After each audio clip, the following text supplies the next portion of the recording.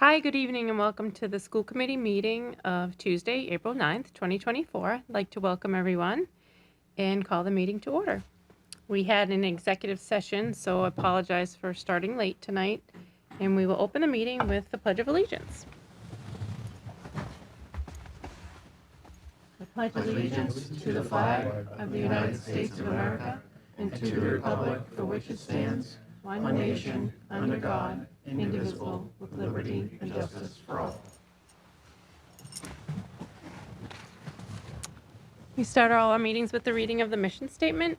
The vision of the Wakefield Public Schools is to graduate students who are confident, lifelong learners, who are respectful and caring members of their community. Our mission is to prepare students for college, career, and community by providing rich and challenging curriculum, high-quality instruction, and educational experiences that meet their individual needs and interests.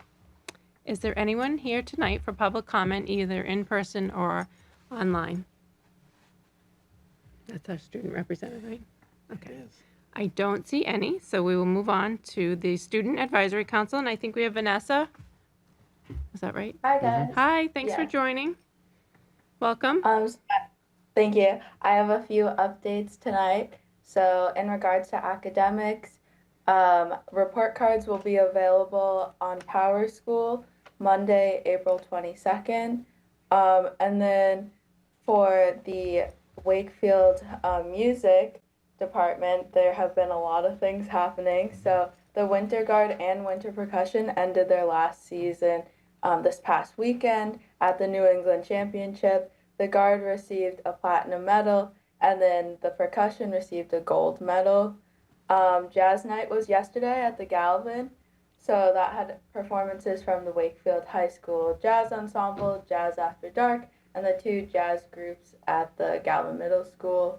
The music department at the district music department also was named the best community for music education in the country for the 13th time in the last 14 years. And we want to congratulate the entire department and especially Mr. Banker for this amazing accomplishment.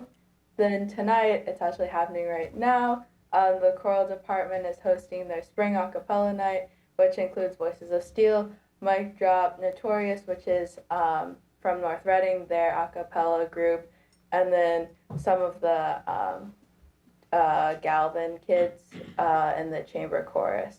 And that started at 7, so it's happening right now. And then very exciting news for seniors. They need to order their caps and gowns by the end of this week. And then we also have a few groups going away on the Greece and Italy trip tomorrow. And then the foreign exchange students are also going away. The next week, as you guys probably know, is April vacation, so we have the week off of school. That was great. Does anyone have any questions for Vanessa? No, I'm seeing none. Thank you for sharing. Thank you. Thank you. Thanks, Vanessa. Thank you. Do we have a consent agenda? We do. Move that the school committee approve the minutes of the March 26th, 2024 school committee meeting and accept the minutes of the April 2nd, 2024 school committee student services subcommittee meeting and the April 4th, 2024 school committee policy and communications subcommittee meeting as presented. Second. Motion's been made and seconded. Is there any discussion? Seeing none. All those in favor? None opposed. It passes unanimously. Thank you, Stephen. Budget items. Christine? Hi, Amy. Hi, how are you? Good, thanks. Thanks for joining us. Of course. Tonight you have the financial reports from July 1st, 2023 to March 29th, 2024. So we'll be entering our last quarter of the fiscal year. It's kind of hard to believe that. We have a remaining balance of just under 6%. We've still been working with a budget freeze for all non-salary and non-emergency or essential items. So we're really assessing where we are to finish the year and to make sure that we have all of our salaries encumbered and to make sure that everything that we can finish out the year is ordered before June. Likewise with our grants, you'll see that our percent remaining is just over 8%. For the most part, all of these grants must be spent by June 30th. We're really on track with that. The last one is Metco. We still have some end of year expenditures for the Metco program.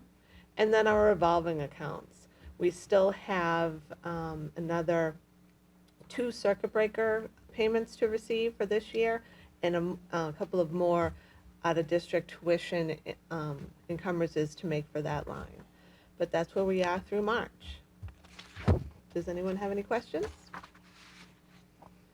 And then we have 3 payrolls. There was 3 payrolls for the month of March. Move that the school committee approve payroll warrants 36, 38, and 40 as presented. Second. A motion's been made and seconded. Is there any discussion? Seeing none, all those in favor? None opposed, it passes unanimously. Thank you. Oh, wait, Thanks. no No gifts. gifts. Okay, thank you, Christine. Thank you. The floor is yours, Dr. Lyons. Thank you so much. So just some quick comments and updates.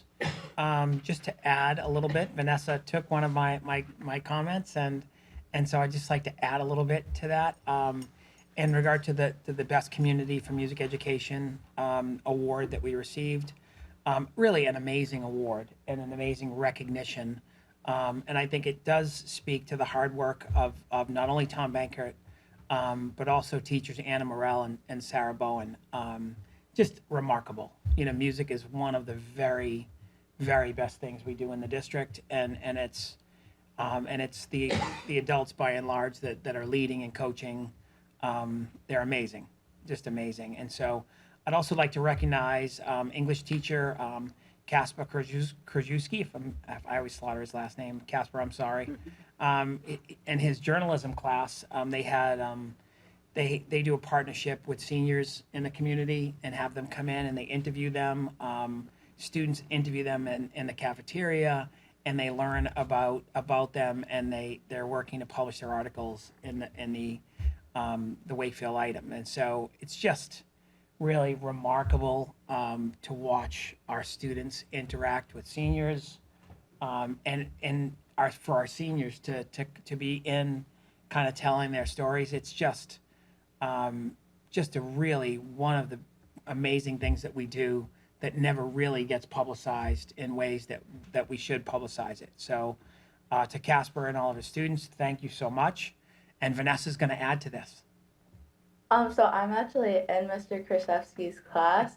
So I'm in his journalism class, and I did the senior to senior project. Yeah. And it was a lot of fun. So last month we went to the senior center, and we met up with all the seniors. I actually got paired with Barbara Worley from WCAT, so you guys probably already know her.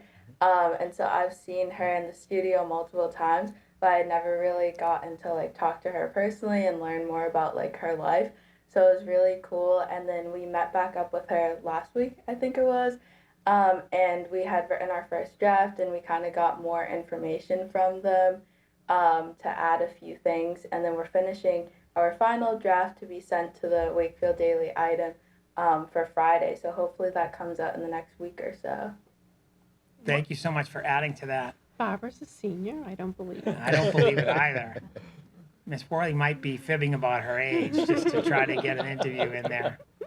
And so, all joking aside, when I made my way around the cafeteria with Amy McLeod, and we were speaking to one of the seniors being interviewed, and she said, I used to work here with Mr. Sullivan, Joe Sullivan, who's now a principal at St. Joe's.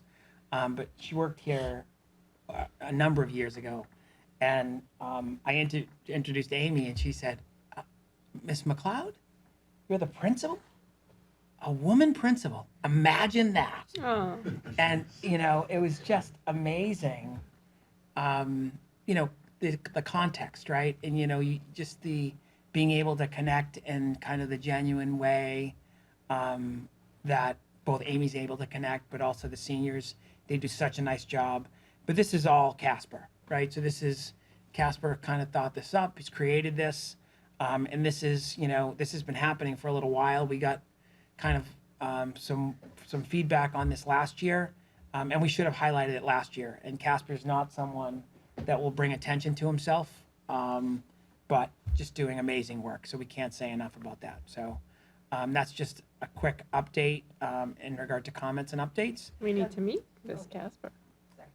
I didn't know if you wanted me to jump in. I know this has gone out on social media, but we haven't really talked about it here, just the great honor that one of our elementary teachers got. I just wanted to bring it to the attention in case you didn't catch it on social media. But one of our third grade elementary teachers, Ashley Cardarelli at the Dolbear School, is a finalist right now for the Presidential Awards for Excellence in Mathematics and Science Teaching. So she's one of 5 teachers in Massachusetts who will now go to the national level of this prestigious award. So it's really a pretty amazing accomplishment for one of our teachers to be even a finalist. We're all just so proud of her. So we haven't talked about it here, but we were wanting to mention that, and we could see if Ashley would want to But she come came, to a didn't she meeting. come the She night did. She we came met here for her? our Yeah. ELE when we had our students with their writing samples. So she's been here before. But this she's excellent all around. But this is straight related to science and mathematics great. teaching. But this is also, if you remember, for the school committee members that toured Dolbear. Yep.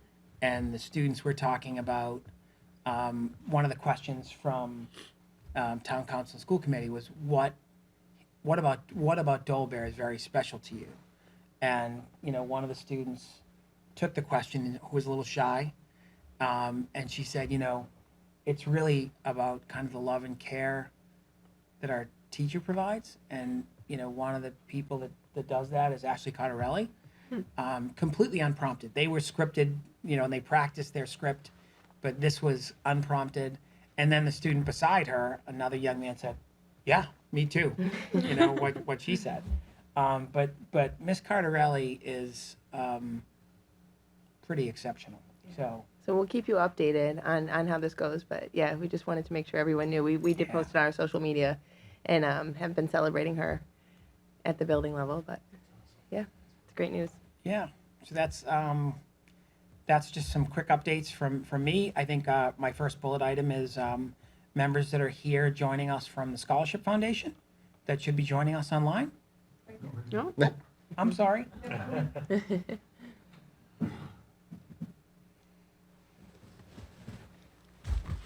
Hi, I'm Kathy Scanlon, How are you, Hi. Kathy? and I'm from the Scholarship Foundation of Wakefield, otherwise known as TSF.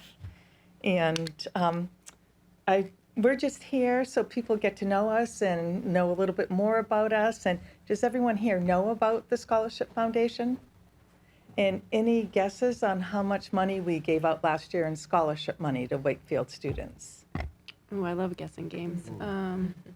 I'm gonna go with 75,000. No, not even close. Oh, way more. All right. Any other guesses? I think How much? Kevin's. Did he say 750,000? I would say Kevin is probably closer. Very close. Oh, We gave wow. out about 800,000 last year.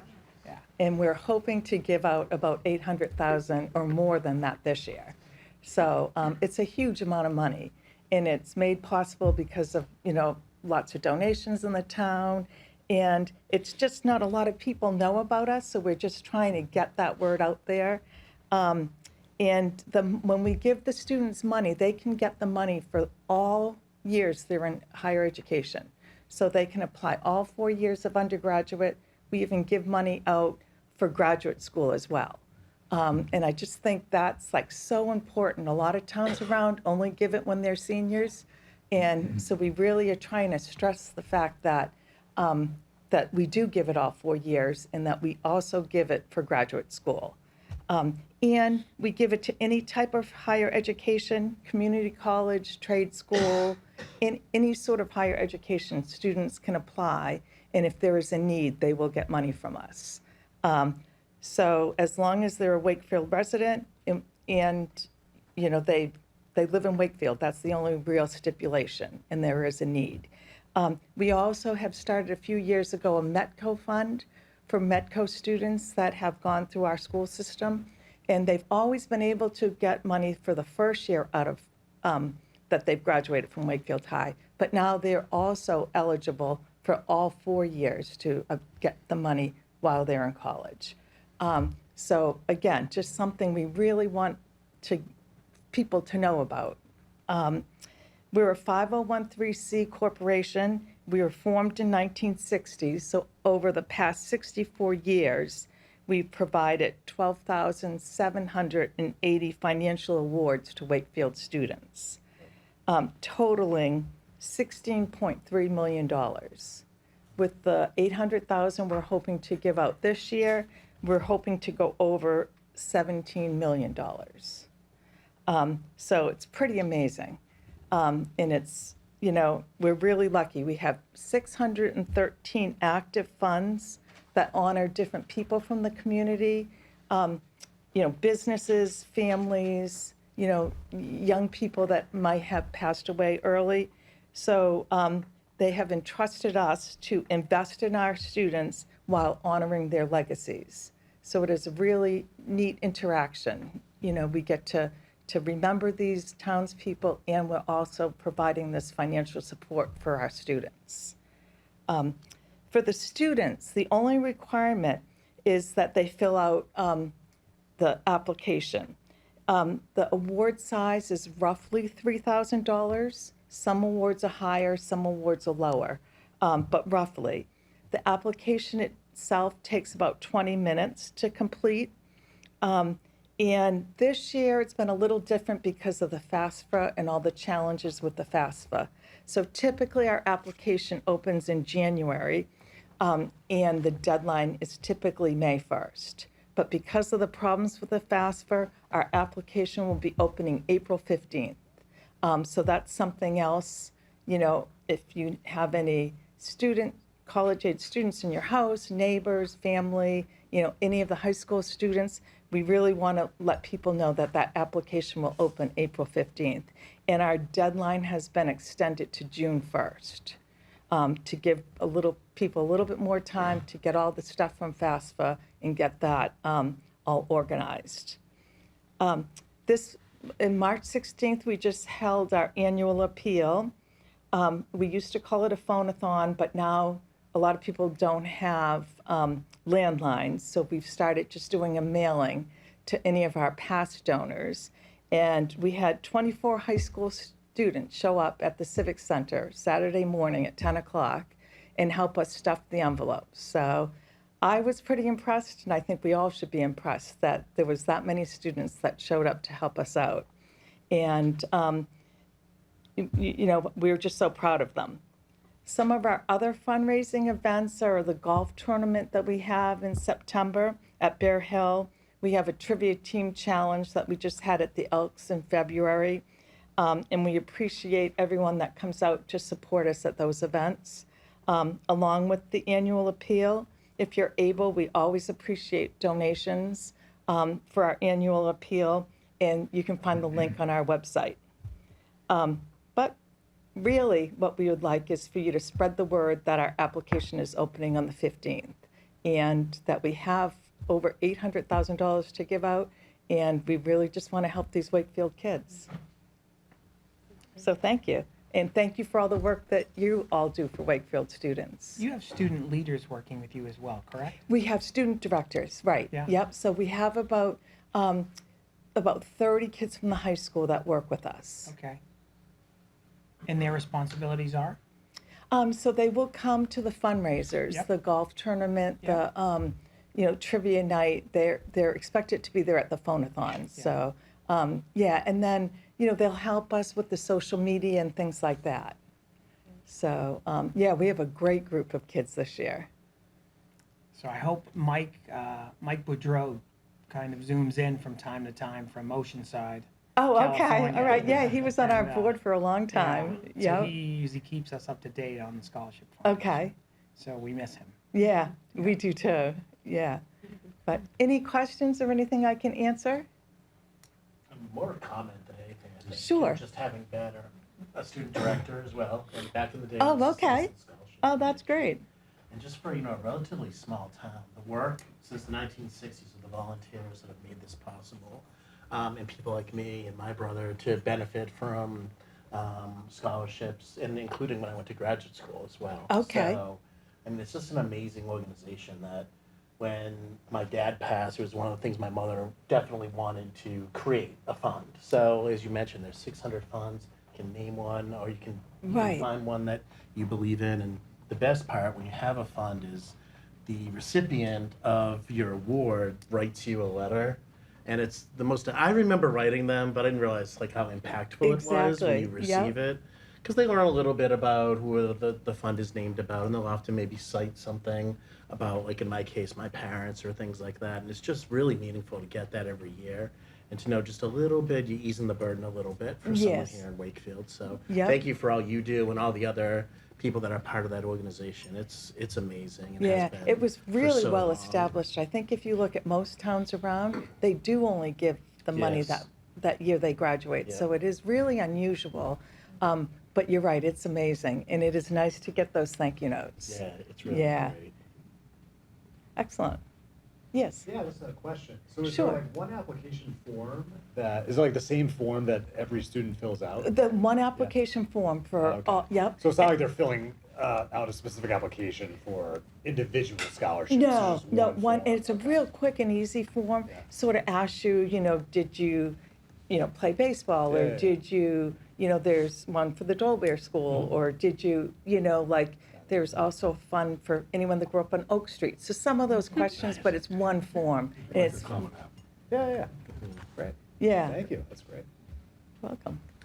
Go ahead, Doug. So Kathy, first of all, thank you again. I couldn't agree more with what Dr. Piscadlo said You're welcome. and the leadership that you've provided, as well as all those that sit on the board and have for so many years. It really has been tremendously impactful to so many kids' lives. Kevin used the term the Citizen Scholarship Foundation. I think we're showing our age. Right. Those of us that remember that, and even the dinners and the banquets and the annual gala and Right. all of that. Yeah. I think all of that really speaks to how well the Scholarship Foundation is managed and run, and certainly, are supported, but certainly incredibly well managed and Right. very well thought of. And that's a testament to you, your leadership, and others who have really kept it going. The legacy of Bill and Gertrude Spalding and all Right. those folks that started it and got it off to such a great financial, kickoff. Right. Their legacy and the legacy of 600 other funds are in incredibly good hands. So certainly we can do the best we can to continue to promote, but please know that we're very grateful to your work and the work of all the directors that make this happen. Thank So, you. And here is the letter, which most of us may have already received, the annual appeal. Right. So certainly we'll Yeah, pass it's in the that Wakefield Gas and around, or Light, pass that out, um, remind folks to continue bills, too. to donate, and thanks so much, Kathy. Excellent. Oh, You're and welcome. Kathy is a fellow St. Anselm College parent. Yeah. So We- there's lots of My great youngest will connection. graduate in May, so it's exciting. Thank Anyway, you. Thanks so much, Kathy. Okay, bye. Should come. Thank you so much. With the permission of the chair, I'd like to take my items out of order. I'd like to welcome up to the table Father Michael Carl. Yes, please. Before we get started, has everyone had a chance to see the proposal?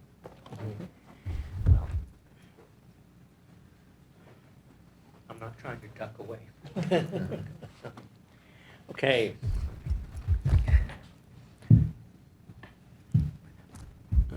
And let me tell you a little about me first before I get into the presentation, is that starting a school is sort of like what you would consider or think would be a perfectly logical thing for me to do, because my mother was a teacher for 35 years.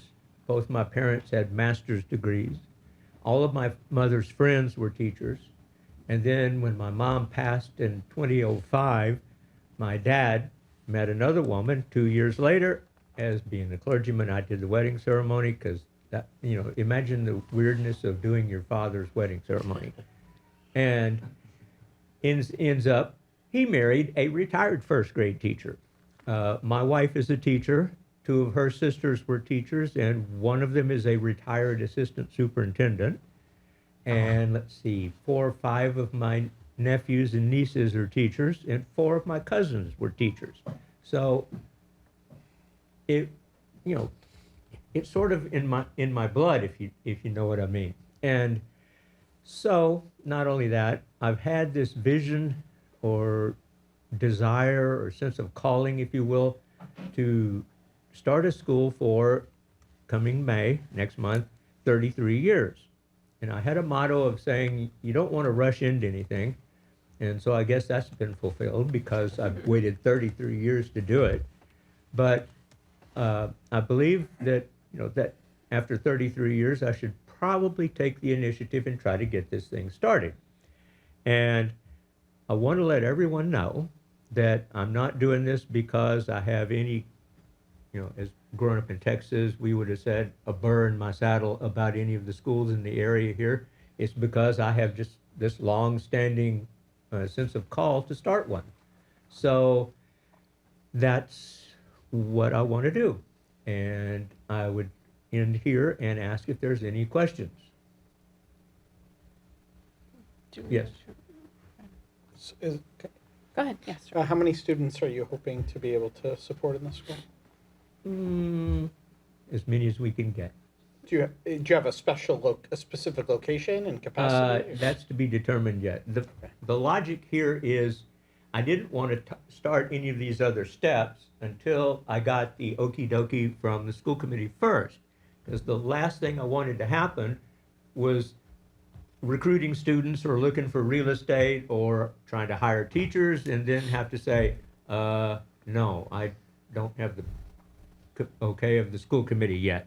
So in terms of doing everything in a proper order, that's why I'm here first.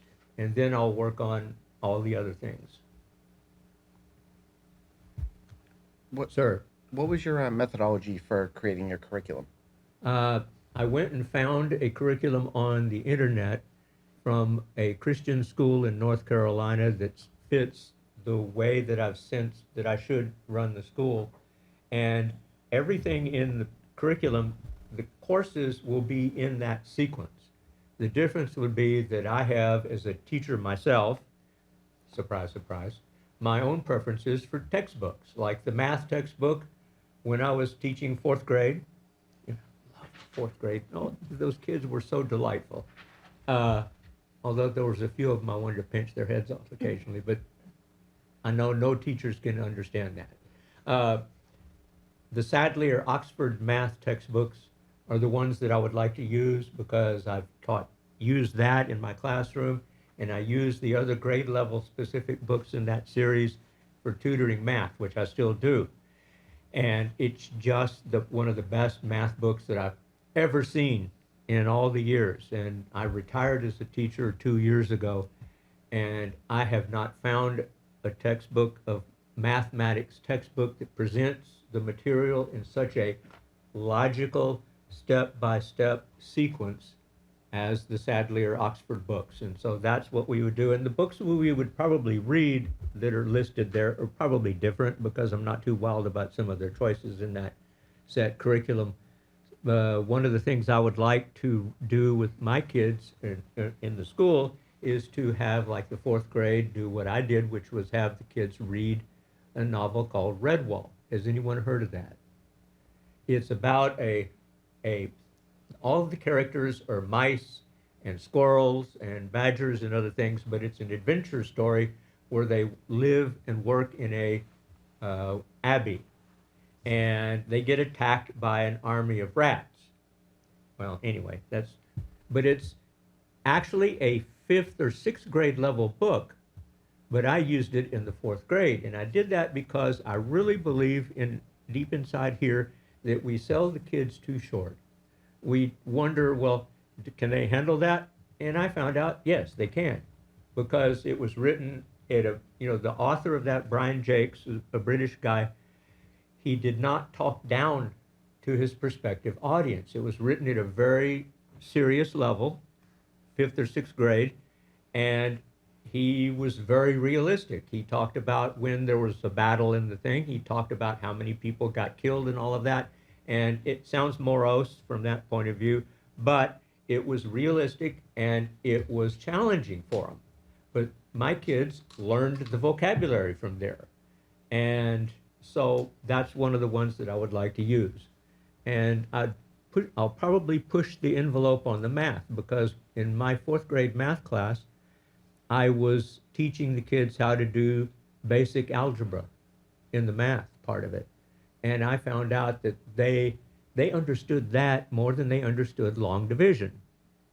Don't ask why, they just did. And when I put it on the final exam that I gave them at the end of the 2020 school year, when we were all doing school from Zoom, I put algebra equations on it, and most of the kids got almost all of those right. What they missed was the two long division problems that I had on there, and this doesn't compute, but then I thought about it, and I thought, well, it's the first level of math where they go top, bottom, top, bottom, and not sequentially in that order, and so that's what I came away with, is that because what stumped them every time was when they had to start dividing the divisor into the number down here that they had subtracted.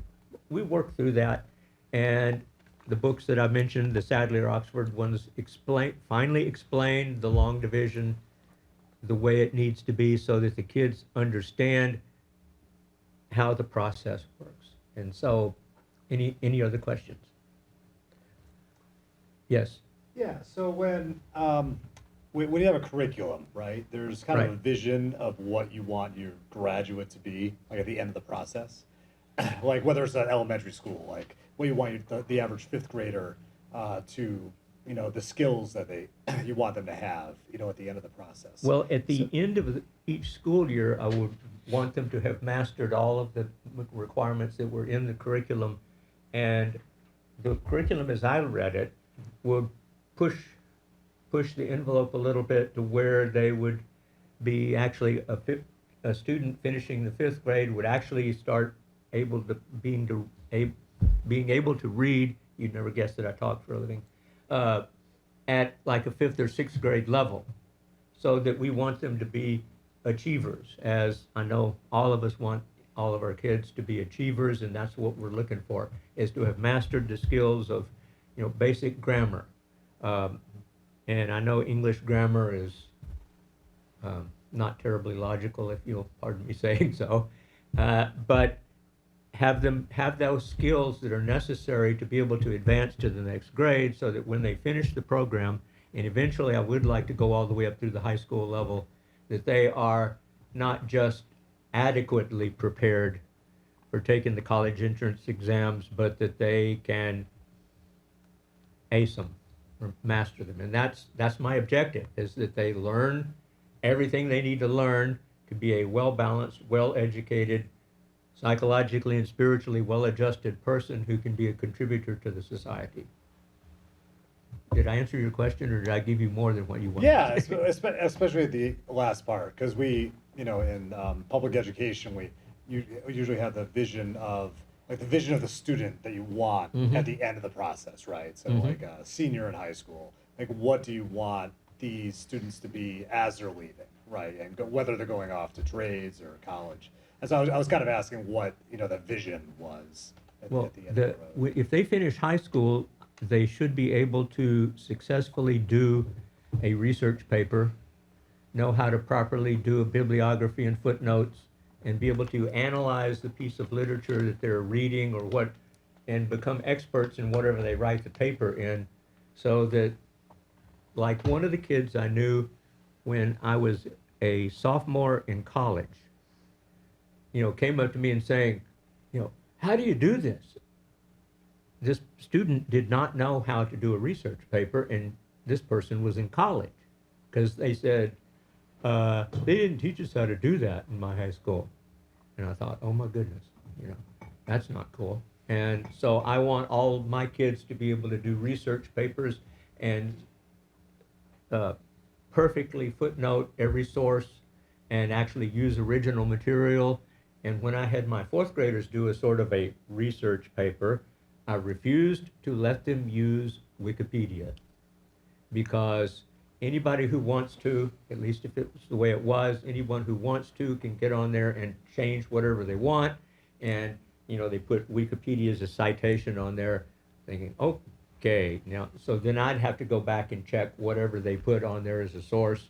And I thought, you know, that's the last thing I need to do, is to not only grade the papers and the grammar and everything like that, but to also check every source that they have. So I made sure that they used standard sources that are verifiable, and so that my kids, when they got done with fourth grade, could go to the fifth grade and already know how to do something that, you know, some of their peers in other grades in other schools don't know how to do. Go ahead, Tom. Yes. Thank you. Well, it seems like like an adventure of a lifetime for you, so I certainly wish you the best with, Oh, thank you. with your endeavor.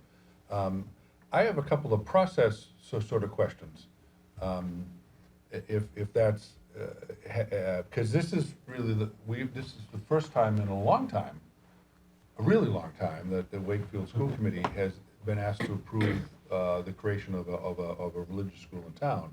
I have no opposition whatsoever to that, you know, fundamentally. So my question is a process one, which may be one for you or maybe one for the administration for tonight or in the future. So a couple of questions. One is, what are we being asked to approve tonight? So is this like step one? Because you had mentioned earlier in your remarks that you weren't really, you didn't have a location. You weren't really sure what the student composition, student profile, student grades would be, meaning really the profile of the school. We You have wanna a go curriculum from sort of outlined from, K4 to 12 ultimately, if that's Yeah. what you're asking in. right, so, okay, And my wife, who is a preschool teacher, would be one of my primary persons I think I can trust to teach the 4 and 5-year-old kids. She's licensed in kindergarten level. So, any, do you need any? no, so my question remains a process one. That what are we being asked to approve? The establishment, and then you're gonna put together a larger proposal and then come back again? Or do we have one step of approval and then we wish you the best? Because I'm also wondering that what is our obligation and what is our liability? From what I understand from the state regulations is that all I need to do is to come to the school committee and have you folks say, okay, and then you turn me loose and let me go undertake my journey and adventure of a lifetime. So I don't think I'll have to come back and Okay. ask for approval later So- for anything. So our support is effectively pro forma, that we have no obligation to So- ensure compliance with any laws, any statutes, anything further, or? As I understand it, the school committee needs to be satisfied that what the school that I'm gonna put together meets and, all of the requirements that every student in this state or commonwealth, has to meet. That I have to have a curriculum that matches, on par with the state standards. Does that answer your question? It does. So, Sure, Kevin, do you have an answer for me, brother? I think, well, I think I do. So I agree that there's a process issue. And there's two things I'm thinking about here with the process.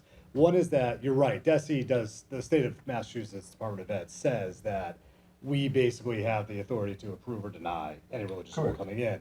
And get then that. the guidelines that DESE provides pretty much says that we have to basically judge that the curriculum is at least equal, whatever that means, to the quality of the curriculum that our system offers. The one issue that I think that definitely messes with the process is we don't have a policy of approval of any school. I don't think we have a policy of approval of charter, religious, private schools coming into town. And so I think the thing that I'm a little bit apprehensive about is if there's no criteria, if we have no specific criteria of which schools we're accepting, if we don't have, a policy or a criteria of that, then I find it hard for us to make a judgment about whether or not to accept or deny. You know, for example, let's say that, you know, we approve today, there could be another school application coming a month from now, maybe, you know, one next October. And at some point we'd be like, well, wait a minute, like what is our criteria of judging, you know, these, the schools that are being created? So, you know, I think that, I think we have to come up with that criteria, you know, maybe the policy subcommittee, you know, we could do that. I understand you're in a rush, I get it, it's like, it's April, right? And I know you've been waiting 30 years plus for it, I know, but, Well, you know, at my age, I don't have another 30 years, probably. I know, so and I get that, you know, it's April 9th, and you're thinking about next year. But I think that, you know, I'd be more comfortable if we got together in the subcommittee and came up with, you know, some basic criteria that we can make sure that the curriculum would, you know, hit that approval. And I think that will help outline both the process and additional information that the committee might like to see from you, Father. Right? And so the Mass General Law, right, Chapter 76, Section 1, I have it up here on the screen, right, which Kevin was referring to, talks about standards for approval for private schools, right? And so not only do other agencies need to provide approval, health, safety, building, fire inspections, right? But the school committee's charge is to the degree that it's possible to make a determination if the private school under approval, right, is equal in thoroughness and efficiency, and in the progress made therein in the public schools, to the public schools, right? So there are criteria that should be kind of spelled out in a policy, and so I think, you know, this is I think a great entry point. I think the committee should deliberate, develop what they want to see, provide that back to you, and that could get you going or kind of provide you more information. In the process, in regard to seeking approvals from health, safety, and building, I think. That's TBD. Okay. Yeah, but if we're making progress in those areas as well, that might inform what we're doing as well, right? And so if we're developing a policy, and these are the standards for approval that are guiding the process, or both by which we're approving the school and making a policy, which both could be done in a reasonable amount of time, I think we could do that. Is that this is what you're suggesting, if I understand? Is this something that like curriculum coordinators could be a part of? So I think, you know, this is the curriculum that's been provided by Father Carl is a classic curriculum, and we're working, I think, with a completely different standards-based curriculum. We are, but I think of the idea that so we don't start at the end. We start at the start. What are we trying to solve for? Kind of in the education of a student. Right. So we have what we consider to be our sort of standards. Right. And so it might be helpful to sort of extrapolate sort of what are we sort of benchmarking as minimums. I think that's the purview of the school. Okay. That's what I understand as I view the standards, right? And so I'll take any feedback that anyone might have and kind of looking at these the standards that are spelled out here, but that's my understanding, right? And so that would be the purview of the school. For example, if another school came in and they chose a different curriculum that completely didn't align with ours, I think, you know, one of the standards that or expectations that the school that's seeking approval needs to strike is time on learning. You know, like what is the school day? What is the school year? What is the objective? You know, there needs to be information filled in there. I think when you sent me an email and I replied back, 185-day school year, 8 to 3 for the teachers, 8:30 to 2:30 for the kids, and the calendar that I would establish would go along with this calendar in harmony with the Wakefield school calendar.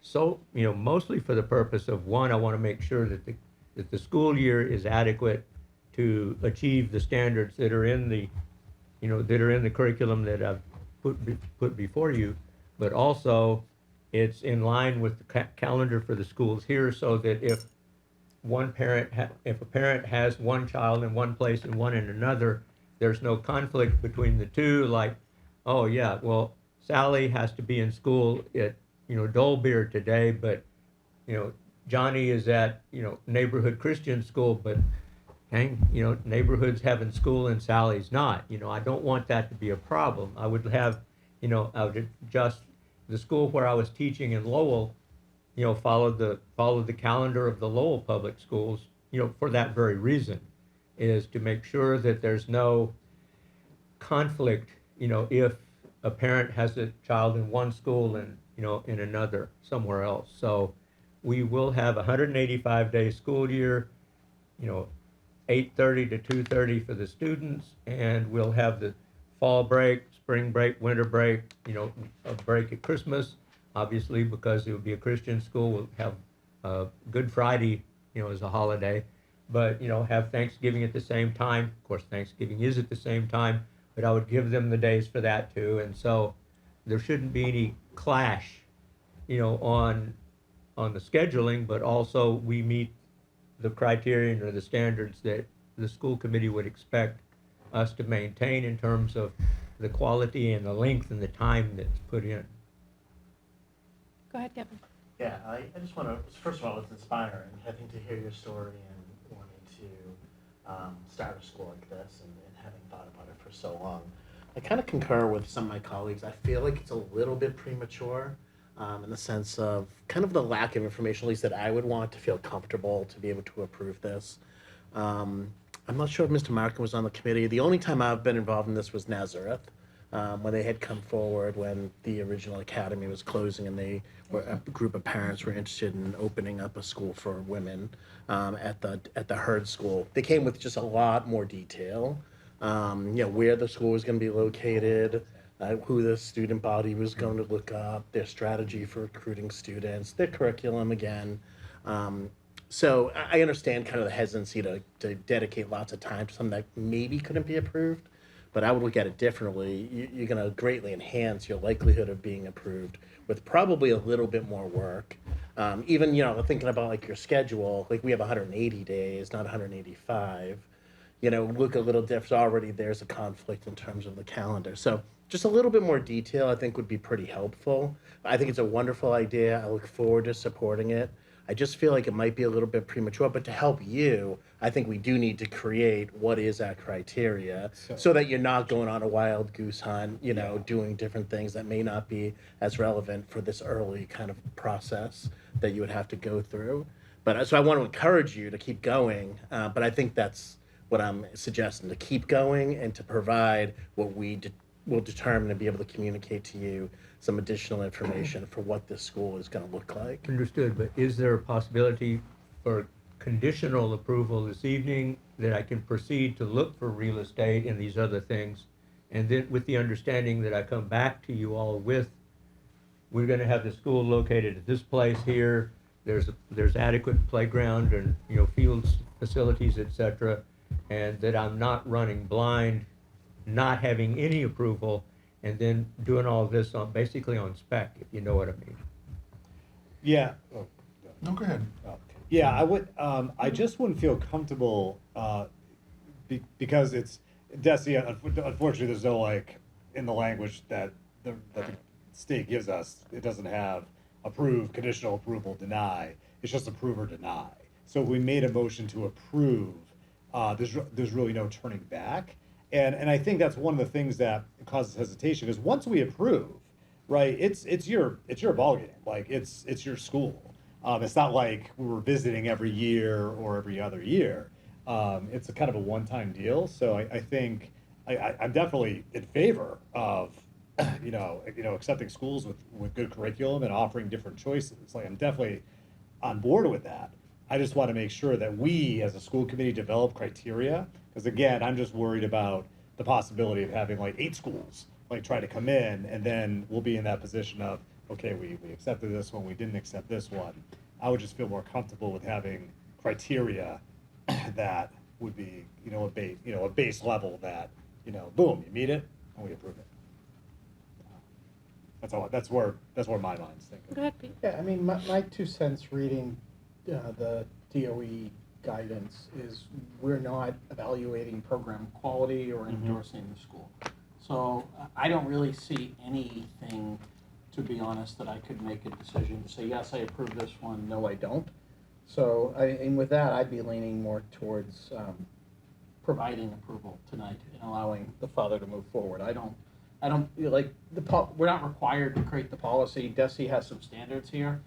And I like, if we're not in the business of evaluating the program quality, I'm not sure what we would possibly, like, is a chicken and egg problem, right? I mean, he doesn't have a building. Like, the only other option is like, he starts off with a school where everyone has to go get a special homeschool exception. And then, you know, he comes back a year later and says, I've got 50 students, I've got a building, but they don't want to have a homeschool exception. You know, I'm definitely of the mindset that given we're not evaluating the program quality or making an endorsement, that I would say we provide approval to move forward. That's my 2 cents. Go ahead, Tom. So so I too have no opposition, as I said earlier, and I don't want to have us seem like a bunch of bureaucrats that are slowing you down. Especially with your envision and your story being truly inspiring, as Dr. Piscadlo said. So I also don't have opposition to supporting a motion tonight to move forward. I just want to make sure that that what our obligation is versus what our ultimate responsibility may be, and to make sure that those two things are completely, unaligned. And so, that's something. That's why I was asking about, a process questioning. And I appreciate both the superintendent, Mr. Davis, reading and making reference to the statute, because that is certainly helpful. On the policy question, if we're going to create a policy around that, I think it may take us longer than Father would appreciate if we're going to dive into policy creation, which I'm not. And I'll just say I'm not even sure that we need.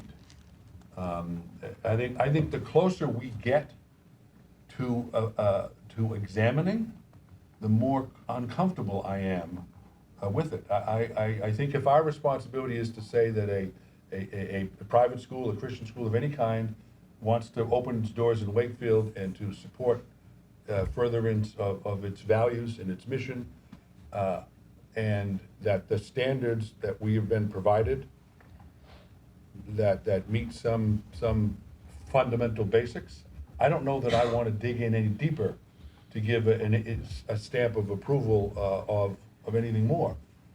So if anyone, so I'm not sure that I think a policy conversation is always healthy. I'm just not sure that I want one at the end of the day. So I don't know if I'm talking in circles a bit, but I'm my comfort level in approving the father's proposal, as long as we're not on the hook. You're not on As the long as the hook. Wakefield Public Schools and the town of Wakefield, or the 7 of us, or the 11 of us, whatever we are, aren't endorsing, to use the word that Mr. Davis used, or in any way showing, privilege or preference, or discriminating against, then I certainly can wish you well. You've provided some answers that seem to be, that you've thought about, but also seem to be a bit extemporaneous, and that's okay. It's just that gives me even further pause to dig into some sort of metric around it. Well, I promise not to get any of you in trouble. Okay, easier said than done, but I'm with you, Father. I'm with you all the way. Hey, but I'm doing this for, That's You know, right. with It's like the divine Blues assistance. Brothers. You're on a mission from God. I get it, brother. well, to put it that So way, yeah. So go ahead, Stephen. I have a question about sort of, so it's in Mass General Law. So I mean, there has to be some sort of responsibility that goes back on school committee that is sort of just a step above sort of what feels like what we're talking about is sort of a rubber stamp, which it just feels cursory. And so there has to be a sort of higher bar. And sort of to Kevin's point, if that next step is just the bare minimum of have sort of policy look at what, what would be the intended, guideline in this, if it is, if it has been so long. I mean, even Kevin has said, like, the last time it came before that he could remember, there was something a little bit more robust. That, And I think, and the language says, school committees shall approve a private school when satisfied that the instruction and all the studies required by law equals in thoroughness and efficiency. Now, and the progress made therein that the public schools have. Now, I agree with you that we're not curriculum coordinators. We should not be we're not gonna be studying every single curriculum that, people bring here. But at the same time, I don't think it's just a check of every single one, so I think there is a standard here, it's not. It's Why- based why on wouldn't based we on the use general this- law. Let's use the state standard then, and not create our own, to sort of, Yeah. I mean, Yeah, I mean, if, but you know what, I do remember what Kevin was saying about when Nazareth came in. Because that was maybe 6 or 8 years ago, or maybe 10 years ago now. But one of the clear advantages that they had was Nazareth already existed. And so, it had a very long run in town, up on Winship Drive. Yep. So it was that the religious order, right?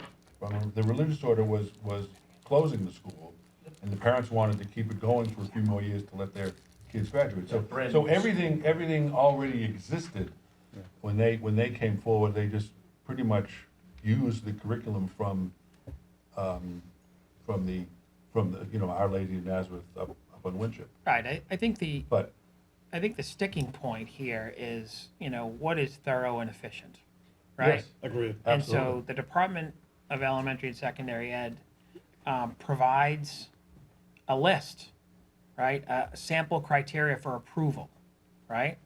And if you look at that list, it says the instruction provided is, quote, thorough and efficient, right? It's based on teacher qualifications, adequate student-to-teacher ratios, regular evaluation of staff, school principal reviews, criminal offender, they query staff, right? And so to make sure that everyone is kind of clear and is appropriate to work with children. So, but, if we didn't have a policy, this exists, right? For you to use as a map, minimally, if the father were to come in, or any school, any person were to come in and say, I want to open any school, this is the standard, right? And so if this is the standard, I think that I don't think it's necessarily a rubber stamp. I don't think it's overly cumbersome, but I do think at this point, I think we're good with curriculum because he's provided that information. The information that we don't have is this information that pertains to what is, quote, thorough and efficient, right? And it relates to those 4 bullets that I just listed. So I think that we need that additional information before we can proceed in any recommendation. And so that's my position. But this is not the administration's purview. This is the purview of the school committee. I'm just advising. So I think that's a very strong concern that you've raised, and that was why I was sort of speculating moments ago that the standards sort of already exist in the statute, or at least in the DESI regs. So let's not reinvent the wheel that especially that may slow things down. But maybe we could communicate what those other standards that haven't been provided outside of the curriculum, and encourage father to respond to the other 4 points that exist in the DESI standard that we can sign off on in good faith. No pun intended, Father. I think that seems. We take the motion off the table tonight, ask for additional questions or material. Additional information. yeah. I mean, I think if we're gonna do that, we should tell him what the additional information is tonight versus make him wait for Well, yeah, another or- meeting. Oh, we'll send them the link. So Yeah. we can, we're, I think he already has Have the you link. You've seen the link to the DOE website, right? So he's already seen it. Great. So from what Dr. Lyons just read, we've been provided with 1 out of the 4 criteria. The curriculum. no, the curriculum was another number, another Oh, okay. kind of bullet. But what I was saying is, Father's already provided that information. That's what I mean. So we've So already he's received a provided that significant piece information, of so it, that's a very but not all positive of it. thing, right? I mean, I'm just going to run through it. And number one, I mean, it also says the sample criteria is not mandatory. So, I mean, DESE contradicts themselves Agreed. in their own text here. So let's just go through it one by one. I mean, equals in thoroughness and efficiency. We're not in the business of evaluating his curriculum at all. I mean, it says, you know, we are not evaluating program quality. So I like. I don't he's wanna gi- do that. Yeah, so he's given us his curriculum. His curriculum is curriculum. We're not going to evaluate the thoroughness or efficiency of it, right? Are you like? So, What are the other, keep reading, Okay. what are the other? The procedures for school committee approval, application process timetable, requested documentation, site visits. He doesn't have a site yet. He's waiting for us to say he can move forward. Procedures for periodic review of approval status, etc. I mean, we could have an annual reapproval or something. Kevin, do you have a comment? Oh, no. Yeah, I agree with all the points you're making, and you're right that they're suggested rather than mandatory. So I get that DESE is not offering helpful, clear language here, right? But the thing that's sticking with me is the sentence that says the only requirement, and they're saying this is a requirement, is that a school committee apply its policies and procedures consistently to all private schools located within its jurisdiction. I'm just worried that we'll get caught in the trap where we're accepting 10 schools in 3 years because, like, I get that we are not supposed to judge criteria, but if we're applying this consistently, that means, you know, like, so anyone that shows up with a curriculum would be accepted, correct? If we're being consistent. If we're not Means the bar's judging, if too we're not low. doing any judging at all. I The bar's agree. too low. I agree completely with So you. that's what scares me about approval, because then we could just, like, I could, you know, I could start a school or try But Pete, it at the bottom of what you were reading, right, says a sample of factors that the school committee may wish to consider in evaluating, quote, thoroughness and efficiency of the instructions offered by a private school is attached. It's down below. And that was the standard number 5 okay. that I read from, right? And so that already exists, right? So I do agree we don't have to necessarily reinvent the wheel, but I also would say that if any school came forward, this is the roadmap. Yeah. Absent a roadmap, this is the roadmap.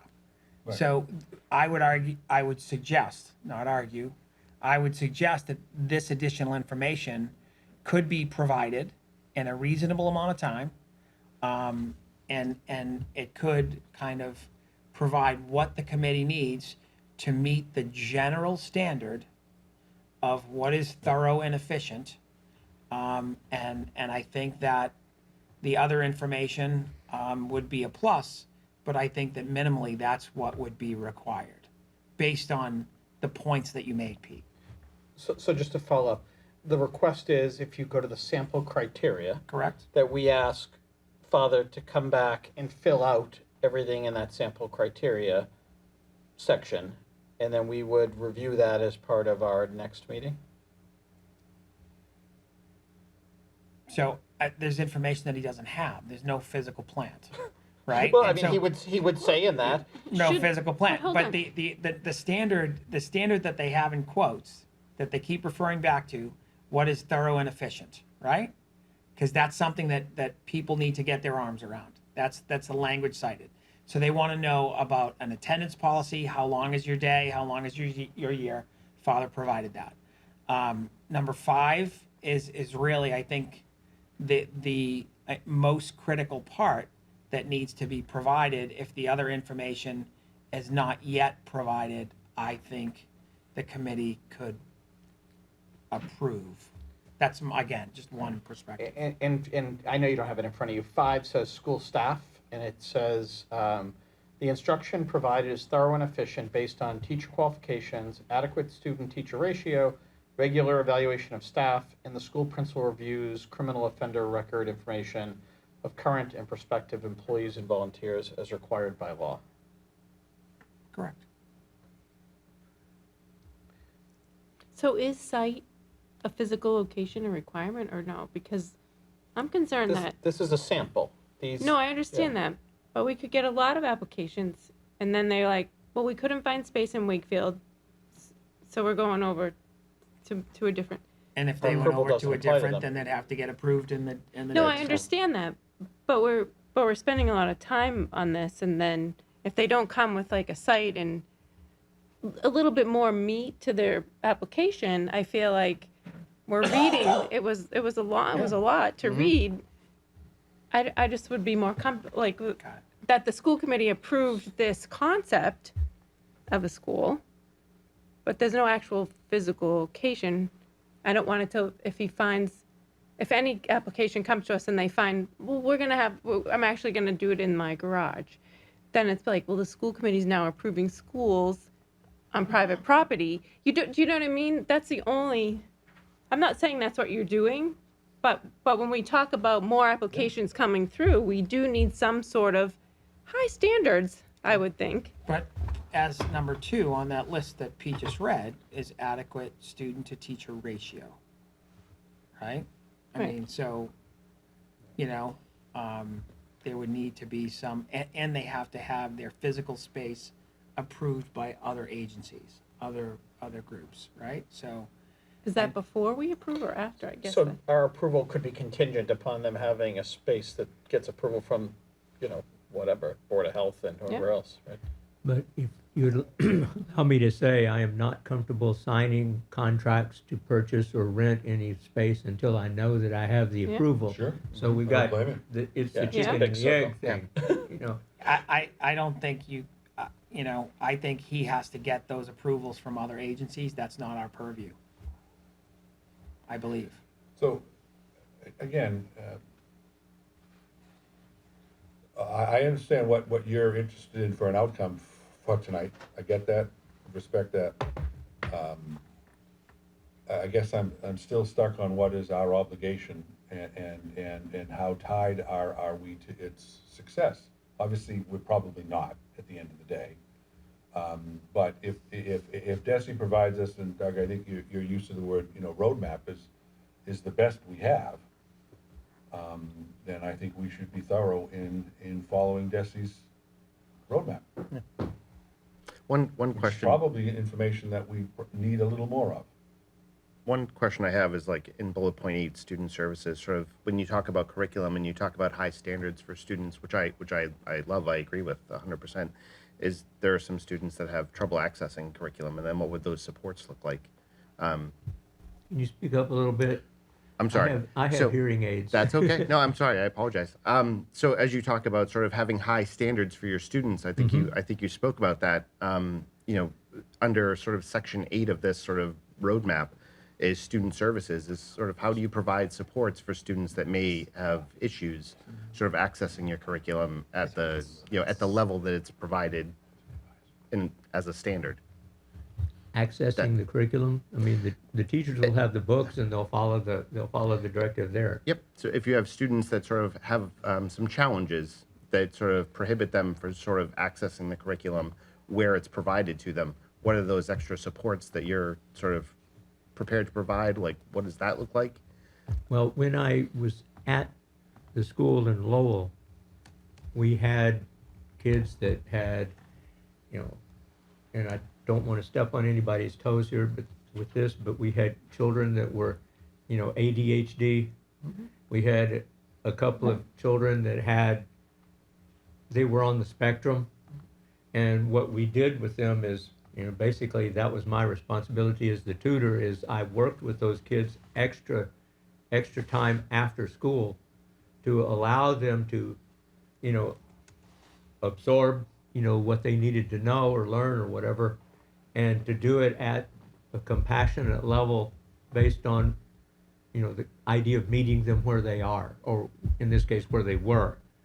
And so I hope that answers your question, that I would personally be involved, jumping through the hoops to provide whatever additional support those children and students, up to middle school will need, because I'm sure there's going to be there will be, and we'll make sure that they get the help that they need one way or the other. We'll hire an extra tutor, anything, and I would be personally involved with that because I do have personal experience working with children who are on the spectrum, or who were taking Adderall, because of their ADHD, and both of my sons, one's on the spectrum and the other son is ADHD, and I keep trying to blame their mother for that, but that's that's not to be discussed here, and so. Okay.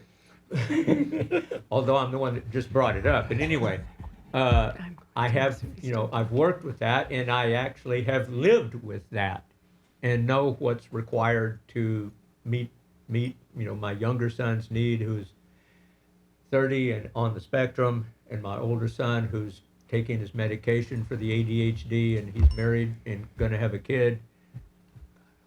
And anyway, and I know what that's like because I've had that at home, and then I've had it in the classroom. So I know how to compassionately deal with those students who have those needs. Thank you for, hold on, one second. Thank you for sharing that about your personal, because I think what you deal with at home does play into the way that you're able to teach students. So I think we're at a point where I'm hearing some committee members are comfortable with going with the motion tonight and some are not. So I kind of wanted before, and I think we've had all our questions answered at this point. So we're at a crossroads. Are we going There's to? a student, Oh, Vanessa, you have a question? sorry to interrupt. I just had a general question for Father Colin. I was hoping you could elaborate more on your past experiences that make you qualified to take on this big project, since it just feels like a big step from your previous positions that you mentioned, being like a teacher. What is like pushing you to take on creating a school, especially during this phase in your career? Could you repeat your question? What is I'm pushing seeking you your to take? qualifications effectively.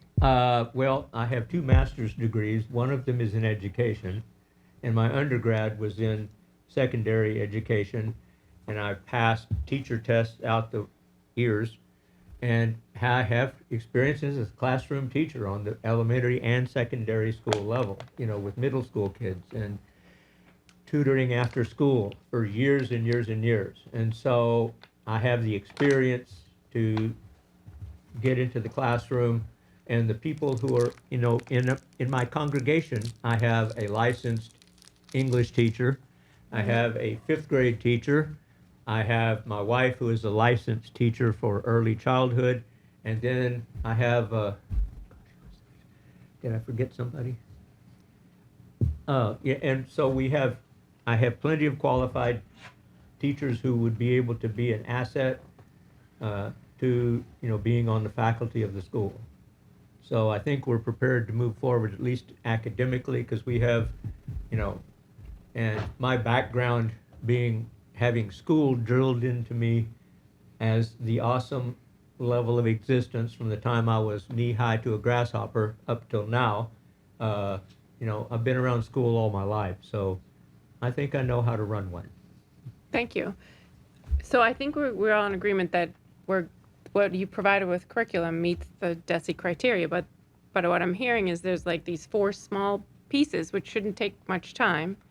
Is everyone in agreement? And we'll just hold the motion until the next meeting, and we'll email just the 4 pieces. Is everyone good with that, or does someone want to make a motion?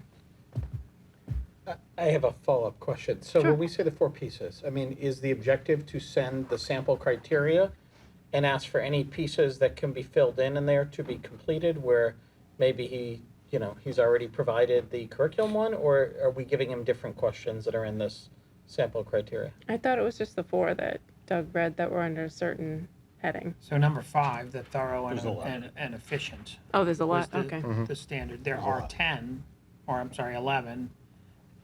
Some Father doesn't have yet completed, but there seem to be specific reference to this standard of what is thorough and efficient.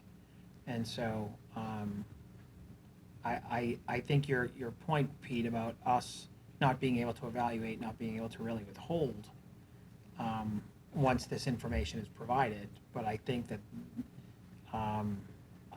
number 5 would be a minimum. The committee could choose that they need more information than that, and that's the purview of the committee.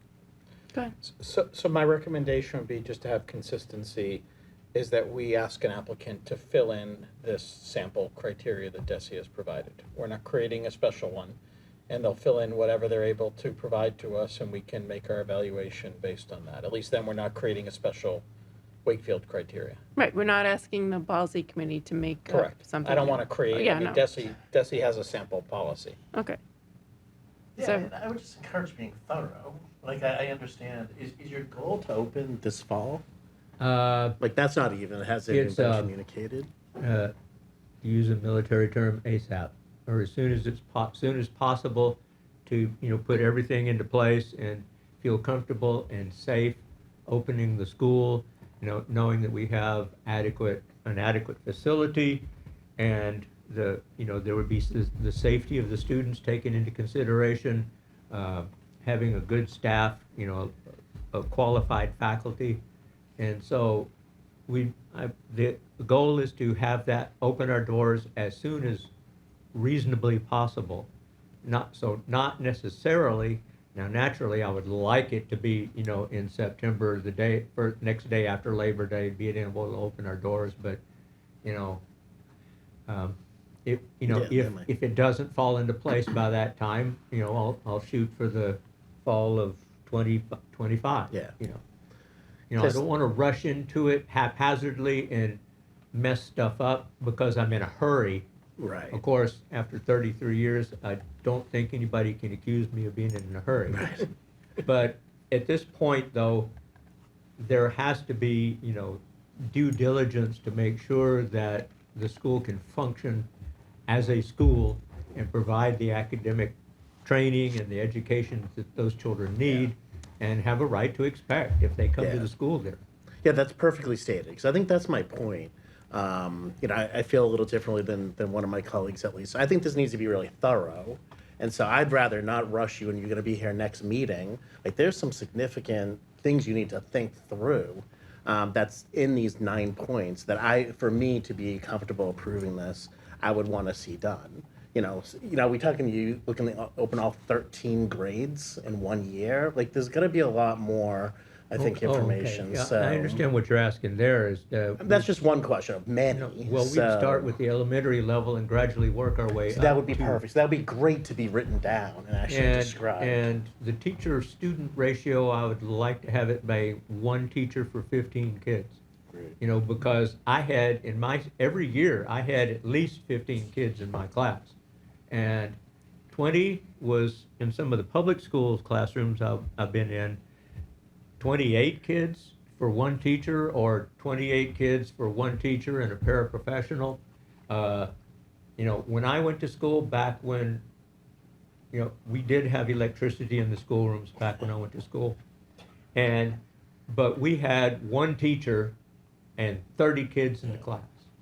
But the teachers were more like General Patton, back then.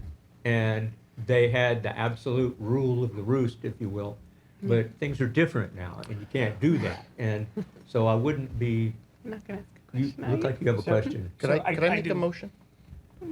Could, Absolutely. okay. Okay. So I would like to move that the school committee request that the neighborhood school fill out the standards for approval found on the Mass Department of Ed website to the best of their ability.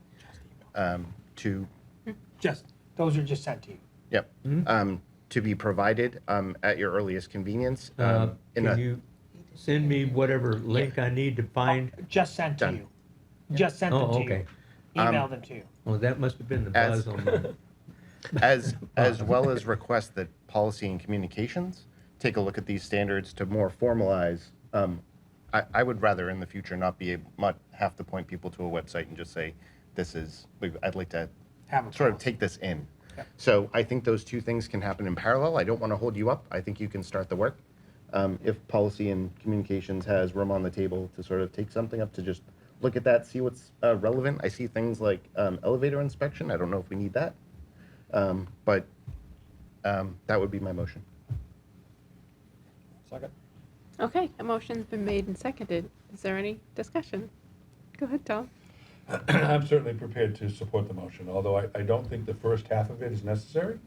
I think we can just ask the father to provide this information. I don't know that we can make a motion to have him do something. I wasn't sure about that, yeah. But we make motions to have Doug do stuff all the time.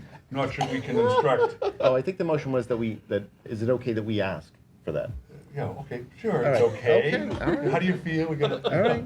So anyway, I would just put that out there. I'm not sure though, the first part is Okay. within our thing. But certainly, I think, be able to provide the father with some direction that brings us to yes. Yeah. Right, and I think following the 11 criteria, or providing as much as you can information around the 11 criteria will, I think, bring us a long way. It'll probably be helpful to you too, for whatever that may be worth. As I said earlier, you had some thoughtful answers, but they were extemporaneous, they were conversational. And I think these 11 criteria might help, put some of that all in one place. Certainly, I think it would be helpful to us to appreciate, what DESE, the State Department of Education, is expecting of us, which is pretty much everything. The Q&A, the FAQ on this says that DESE is responsible for none of this, and you're on the hook for all of it. That's my read quickly of the FAQ. So I'm certainly open to supporting it. I'm just not sure we can instruct someone to go, a non-school employee to go do pretty much anything. Okay. But So I just would, my 2 cents. Thanks. Do you want to edit? Do you want to? I would remove the section, making a motion that the neighborhood school fill out the questionnaire. Thank you. Just a thought, but that's all. But we don't need to make motions for. Well, I policy? would, yeah, Well, so the second half of the motion. Oh, we do. request motion? that Okay. policy I and was just comms concerned taken about up. the first half, because it was a 2-pronged motion. It was. Learning all kinds of things tonight. So a motion's been made and seconded. Is there any discussion? Seeing none, all those in favor? None opposed, it passes unanimously. So where do I stand at this moment? So Dr. Lyons sent you the DESE criteria list, and then we're asking you to fill out as much as you can, and then come back. Well, you could email whatever you put together back, and then he'll distribute it, and then we'll do this again. We meet again on April In 2 weeks? 30th? 30th. 3 weeks. April 30th? 30th is our next meeting. 3 weeks? Okay. 3 weeks, because there's an election if you live in Wakefield. Do you live in Wakefield? The church is in Wakefield. Okay. As I mentioned, we're on the 3rd floor of the office building behind the dog park. Okay. So everybody knows where Where to the find dog- the church. So it's there on the 3rd floor behind the dog park in that dingy looking red brick building. But the dog park is delightful, and so that's where we are. And so the church is in the town, but I live somewhere else. Okay. Thank you. But- Thank you for coming in. Thank you We for certainly coming. Yeah. appreciate your passion. Thank you, Father. Thank you. Welcome. Thank you. Next up, we welcome Tim O'Brien up to the table, please. Tim's going to give a brief update on facilities. Thanks.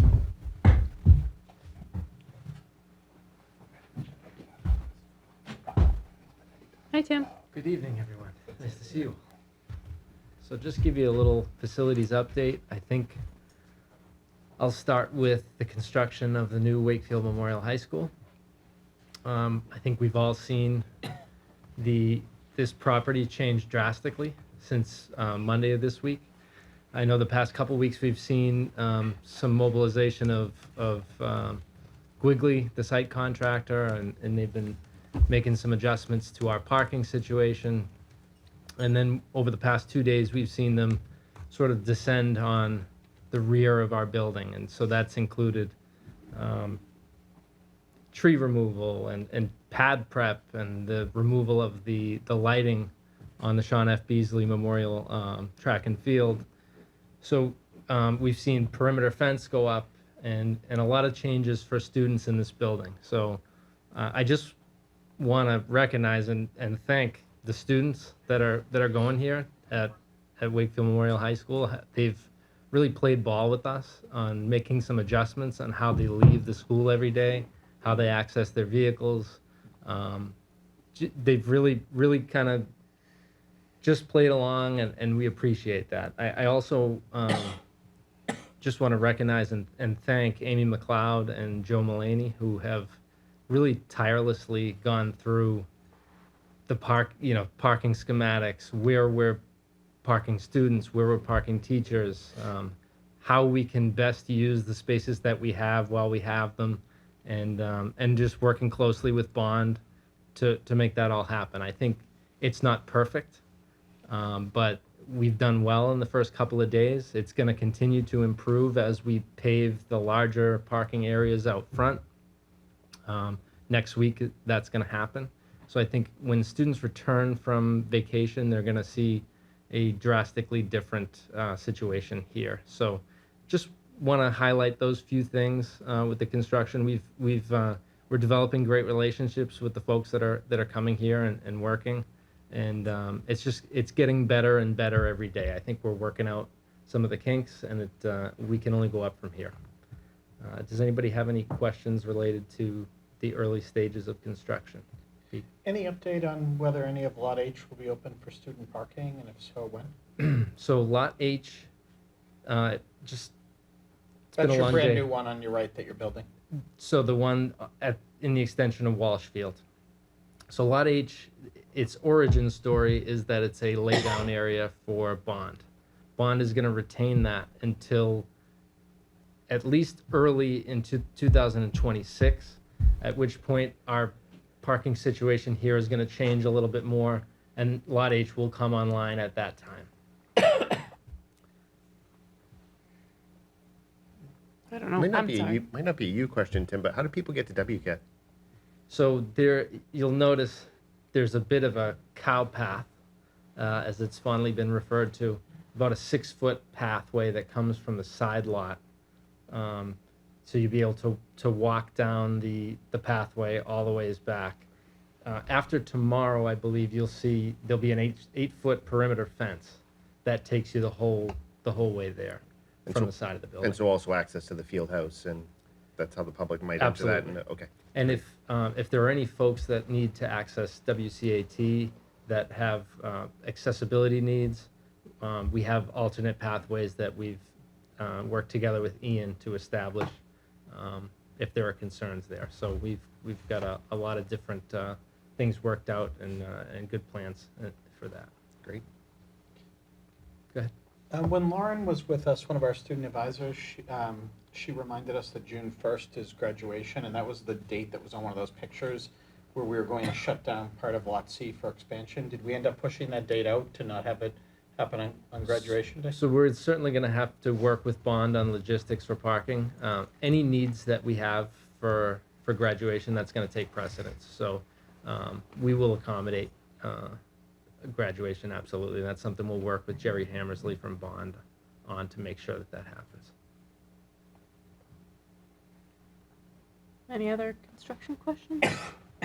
It's exciting. Exciting. Absolutely. So next, I just want to provide you with an update on the capital plan.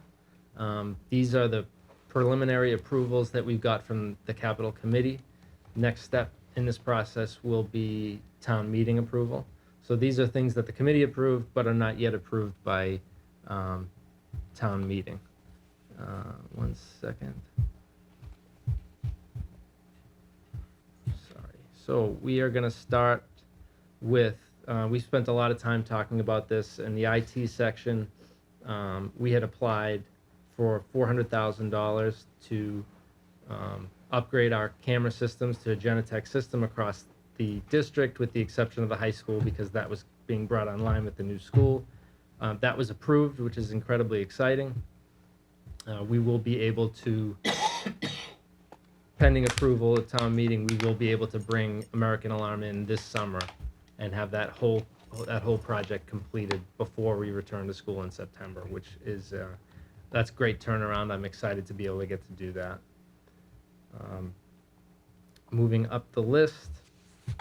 Next, we're going to the Doyle School. We were approved for $35,000 for a new rubber surface for the play area, which is major upgrade for us.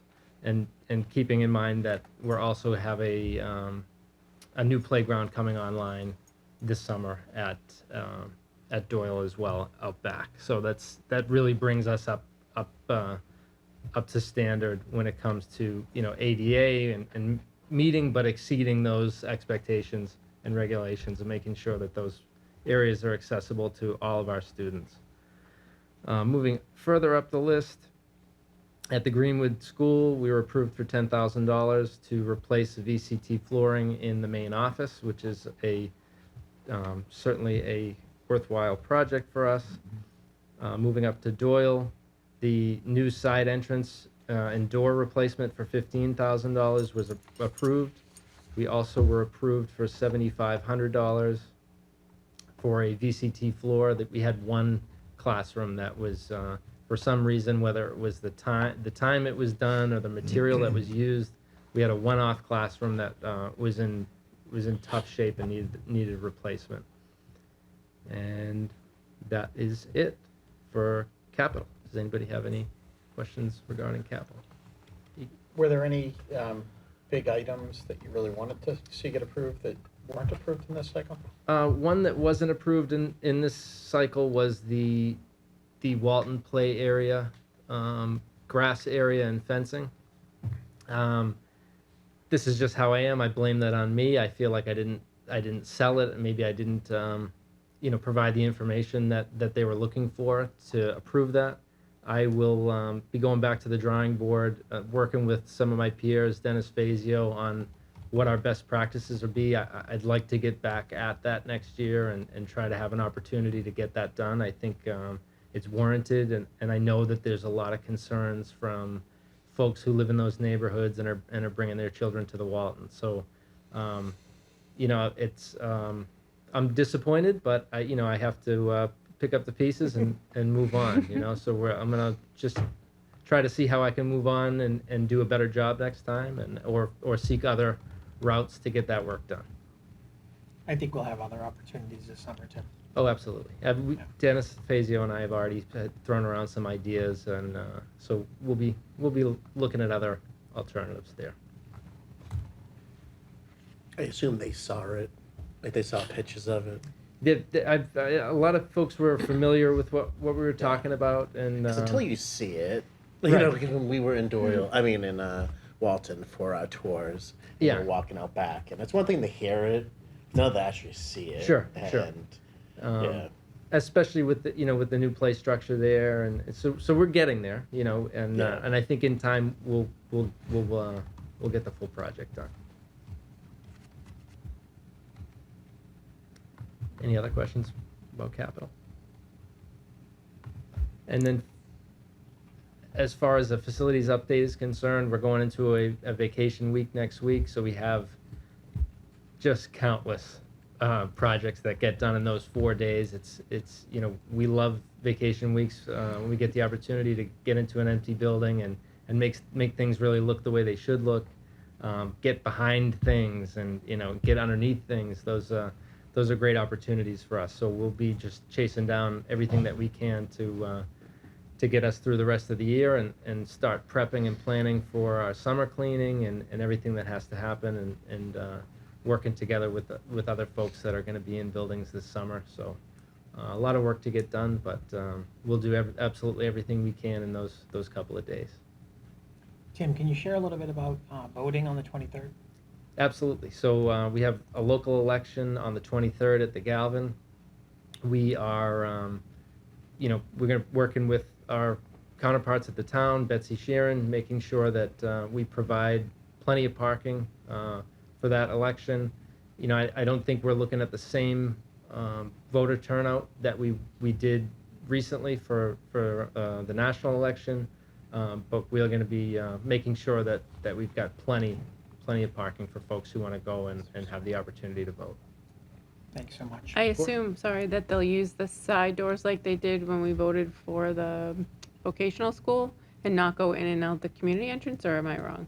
I'd have to get back to you on that. I'll have to talk. Do you know what I'm talking? Do you Yeah, the side entrance doors over by the by the basketball Yes, courts yes, instead of yes. going where kids That would would- be passing in? Exactly. Yeah.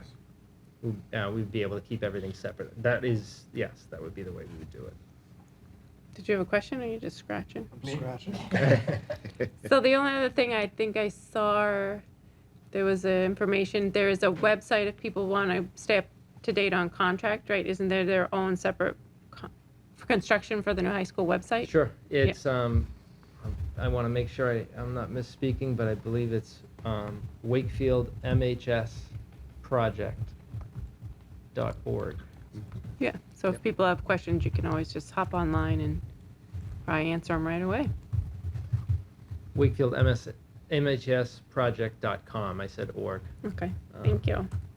Yes, absolutely. So you'll be able to see project renderings, just about any question or information you're looking for regarding the project. It's all there. That's great. And of course, I'm always available for anybody who would like to give me a call if they have any specific questions. Send me an email. I'm available.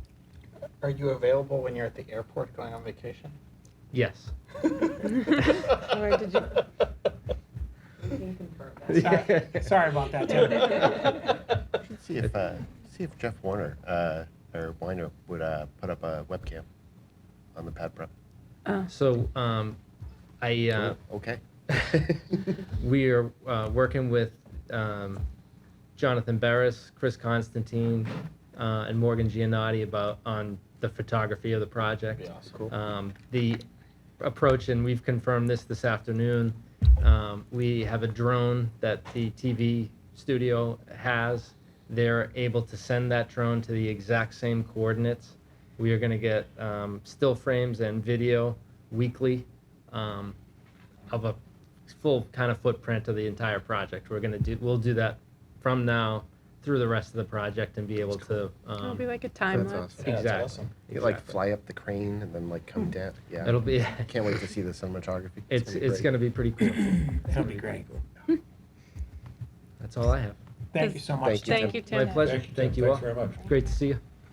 Gonna make up for a little time here. Yeah, we're cruising now.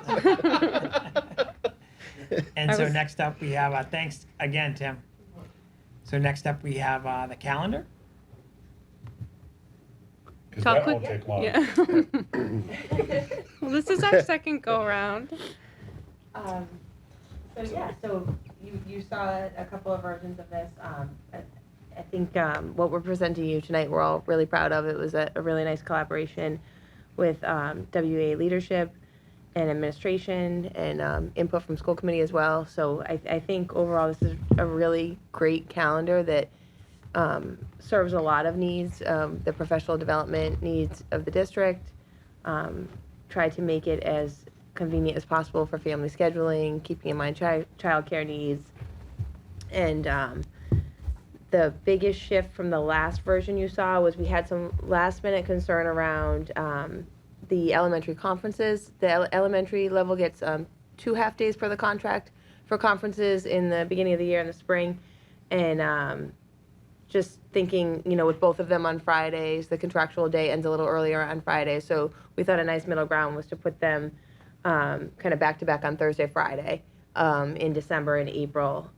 All agree that was just a nice way to address that concern where there's a longer contractual day on Thursday and then Friday.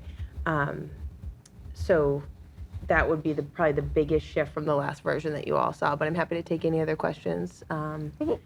Yeah. Maybe we can make the motion, then do discussion. Oh, sure. Move that the school committee approve the Wakefield Public Schools 2024-2025 calendar as presented.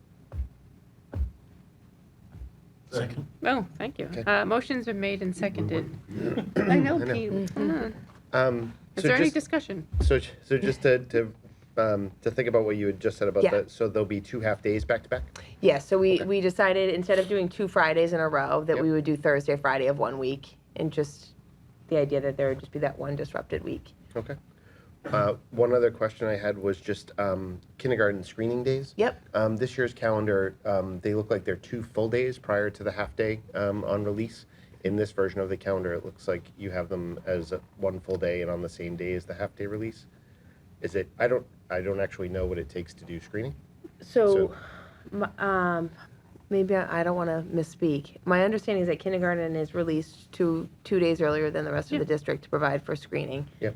So you might be right. So what you're saying is, sorry, I just So- want to make sure I'm following what you're saying.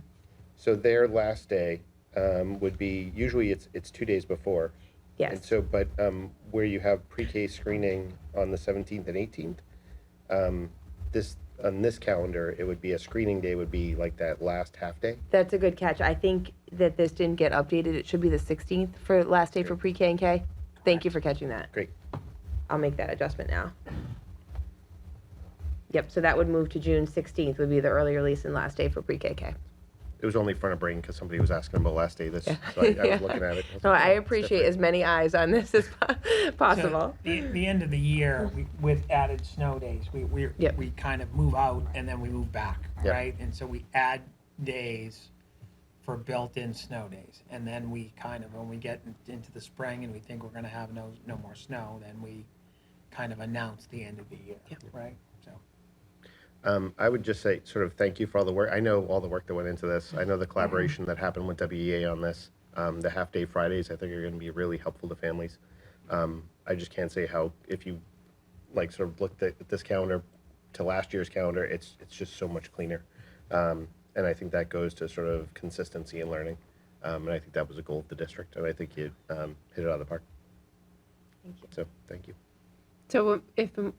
So when we approve the calendar, it will go online tomorrow? I know a lot of Yes. people, you'll Yep. put it up on the website Yep, that's tomorrow. usually what we do. As soon as Okay. it's voted on and approved, we get it right up there for the next school year. Okay, cool. Go ahead, Tom. I just wanted to add some emphasis to what Stephen just said, that this has not been an easy road in the last couple of months, Gar, and you've really been exceptional at bringing it forward, keeping not only your eye on it, but keeping all of our attention on it. And also, thank you for your work with the WEA, and thank them for their leadership in getting some surveys and getting some staff behind it. Because we weren't originally on the Friday, half-day road, if you will.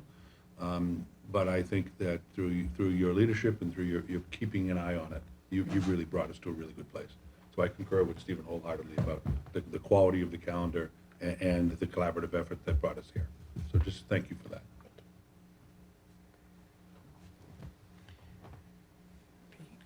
So my comment is, I think it makes sense to look at adding a no school day on April 18th as a day of low attendance.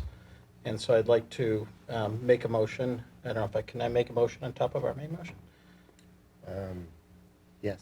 I'd like to make a motion to designate April 18th as a no school day due to a day of low attendance, and then extend the school year in June by 1 day. I'll second it for the sake of discussion.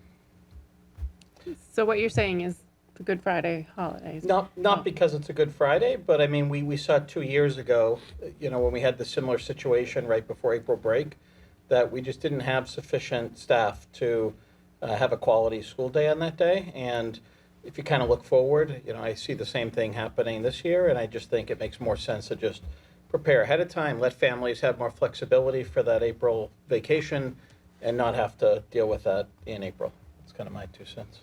So I'm going to put you on the spot, Dr. Lyons. Yeah. I felt like we got less complaints this year than last year, but that was just me personally. So I don't know if you want to speak to the difference in the past 2 years as far as attendance and what we did with the students when they didn't have a teacher. Yeah, thank you for the question. I think this year was a little different than last. I think our attendance was lower this year than it was last year. Student attendance. Student attendance Okay. was lower this year than it was last year. So we didn't have, one of our concerns was having enough subs or being able to appropriately supervise students.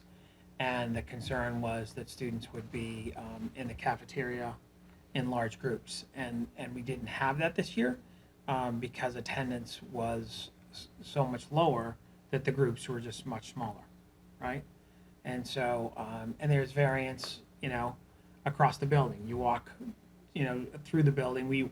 Kara and I were through the building several times and as well as the high school administration. And, you know, you walk by a class, teaching and learning is happening. You walk by another class and there wasn't enough students there, or the room was vacant. So there was a variance.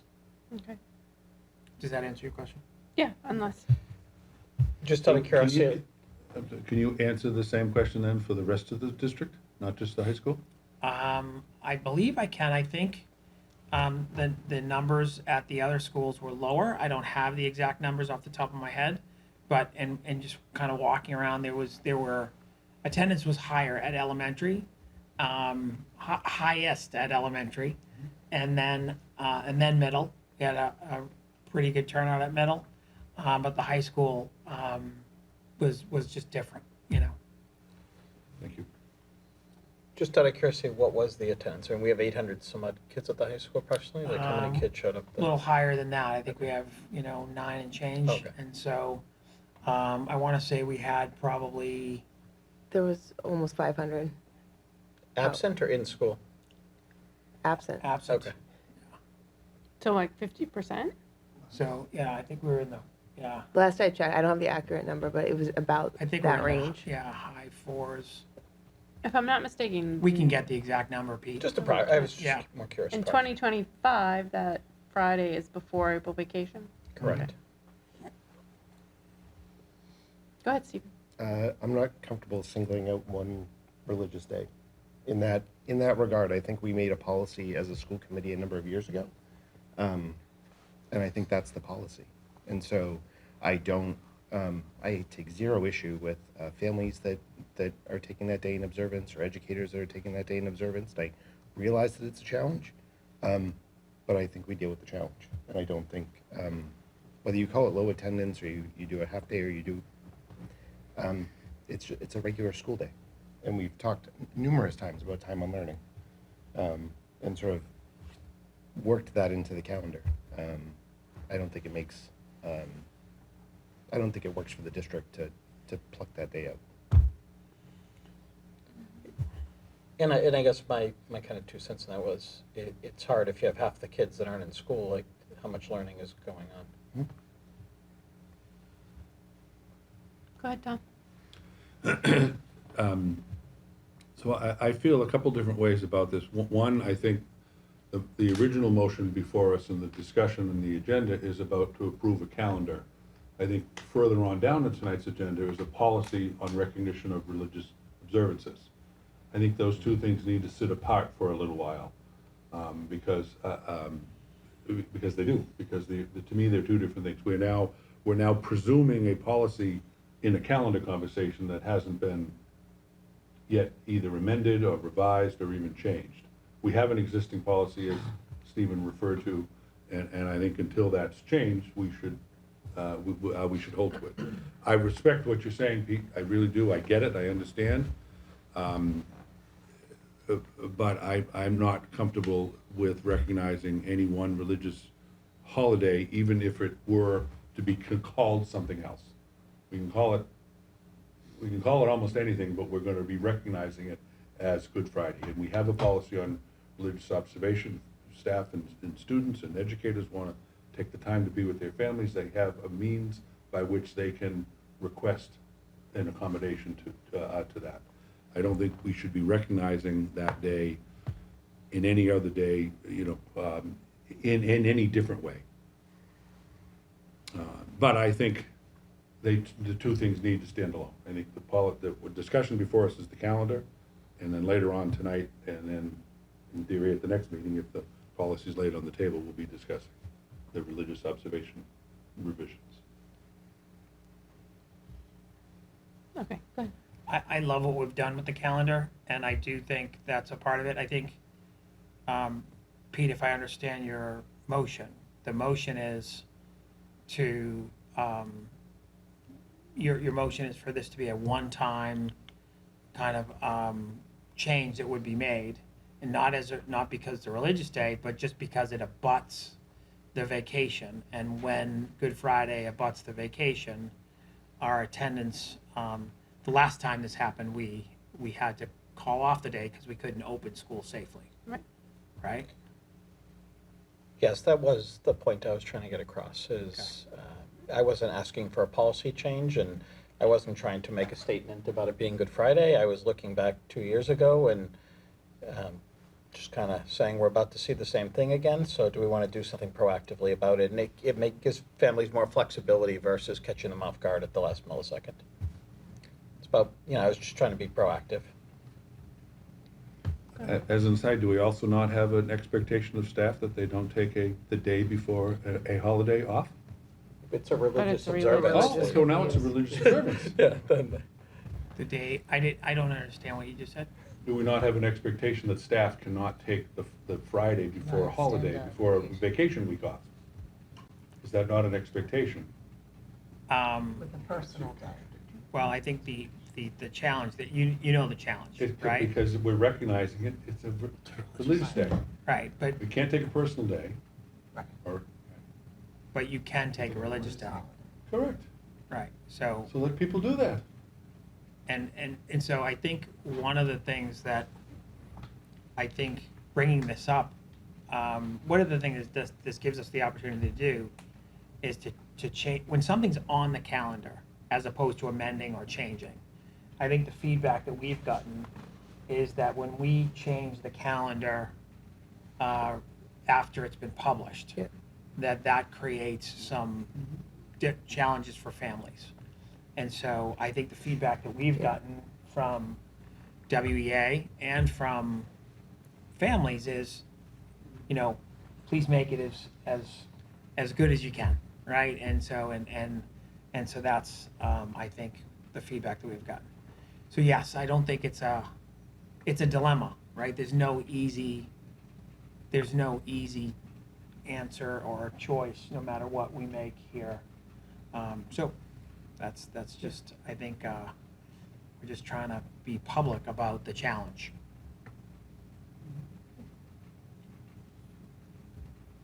Could you put in the religious policy that a preference to have a notification like 5 days in advance if you're going to use that? That way we can better prepare. We have that. Oh, you do? Oh, okay. So we do know. Oh, okay. I forget the exact, was it at least 15 days? 15 days. Oh, 15 days. That we asked for that much notification. Yeah. So we continue to watch and see what the staffing impacts are. But ultimately, if you have to close like we did in the past, you're calling it like a snow day last minute, as opposed to putting it. But we didn't know that number 2 years ago, 15 days in advance. It went down to the wire. Well, I think we it's- request even that if it people, goes I don't down think to the I don't wire. think they can't put it in the day before. Right. It's like we request to, in order to provide enough coverage and staffing, substitutes that we request, please give us as much notice as possible, ideally up to 15 days prior. But that doesn't prohibit people They could still do it. from doing it Right. Okay. later if they miss that deadline. Yeah. Okay, so we have two motions. So we have a motion to amend. We have a motion to amend. We'll vote on that first. A motion to amend. Do you want to just repeat it one more time, Sure. please? A motion to amend the 24-25 school year calendar to designate April 18th, 2025 as a no school day due to a day of low attendance. Okay, so all those in favor? And then opposed? I'm sorry, it doesn't pass. Okay, so the motion. So now the motion is to approve the calendar as, well, presented. we need to edit that though, Oh, because with you the- did make with the one change. kindergarten? Yeah, so you just. I wanna- just did it. It's live. I know, but the Oh, motion was. sorry, in the packet. Yeah. Right. With that So amendment, do you yeah. just want to amend it? Sure. Move that the school committee approve the Wakefield Public Schools 2024-2025 calendar as amended, adjusting the last days for kindergartners and pre-K to align with screening. Second? Okay, so we withdraw the first one. And now we have a new motion which has been seconded. Is there any discussion? Seeing none, all those in favor? And one opposed. So it does not pass unanimously. Judy, I don't know if you can see that. It was, there's 6 of us tonight, so 5-1. So thank you. Thank you. Moving on down the list, we have the Student Opportunity Act. If you remember the SOA, we presented this during COVID. The Department of Elementary and Secondary Ed is requiring that districts kind of pick up this work again. The difference between this new act and the act that the previous act was that there was money attached to this, right? And so the department liked the oversight and how districts were reporting. So that continued. The money has since ceased. And so Wasn't that the primary reason why it passed? so we've gone in and we've created a plan for the district. It is in line with our strategic plan and our strategic goals, and so I can kind of give you a quick overview. Yeah, so we just put these in for your information, just in terms of the Student Opportunity Act and what we were required to do and submit, and part of the process is to bring it to school committee, and ultimately there will be a vote tonight. Yeah, so Correct, yeah. the district it has to, that there has to be a plan, right? So this is a kind of, what's required from the department is we go on, it's like kind of we checked our old SOA doc, we kind of brought this forward and we kind of update the plan and have it align with the current goals and the work that we're doing in the district. So go ahead, Karen. These are just some of that. We tried to break it down to like just smaller. The plan itself that we submitted has more detail, all of which you've heard at different points in the year, whether it was through the curriculum review or professional development updates. But the key components of our plan, Doug, correct me if I'm wrong, we considered this year one, correct? And again, we've talked about the work that we're doing to implement high quality instructional materials, done that across math, ELA, we're in a science review right now, really trying to get, the term tier one, general education, what's accessible to all of our students as aligned as possible.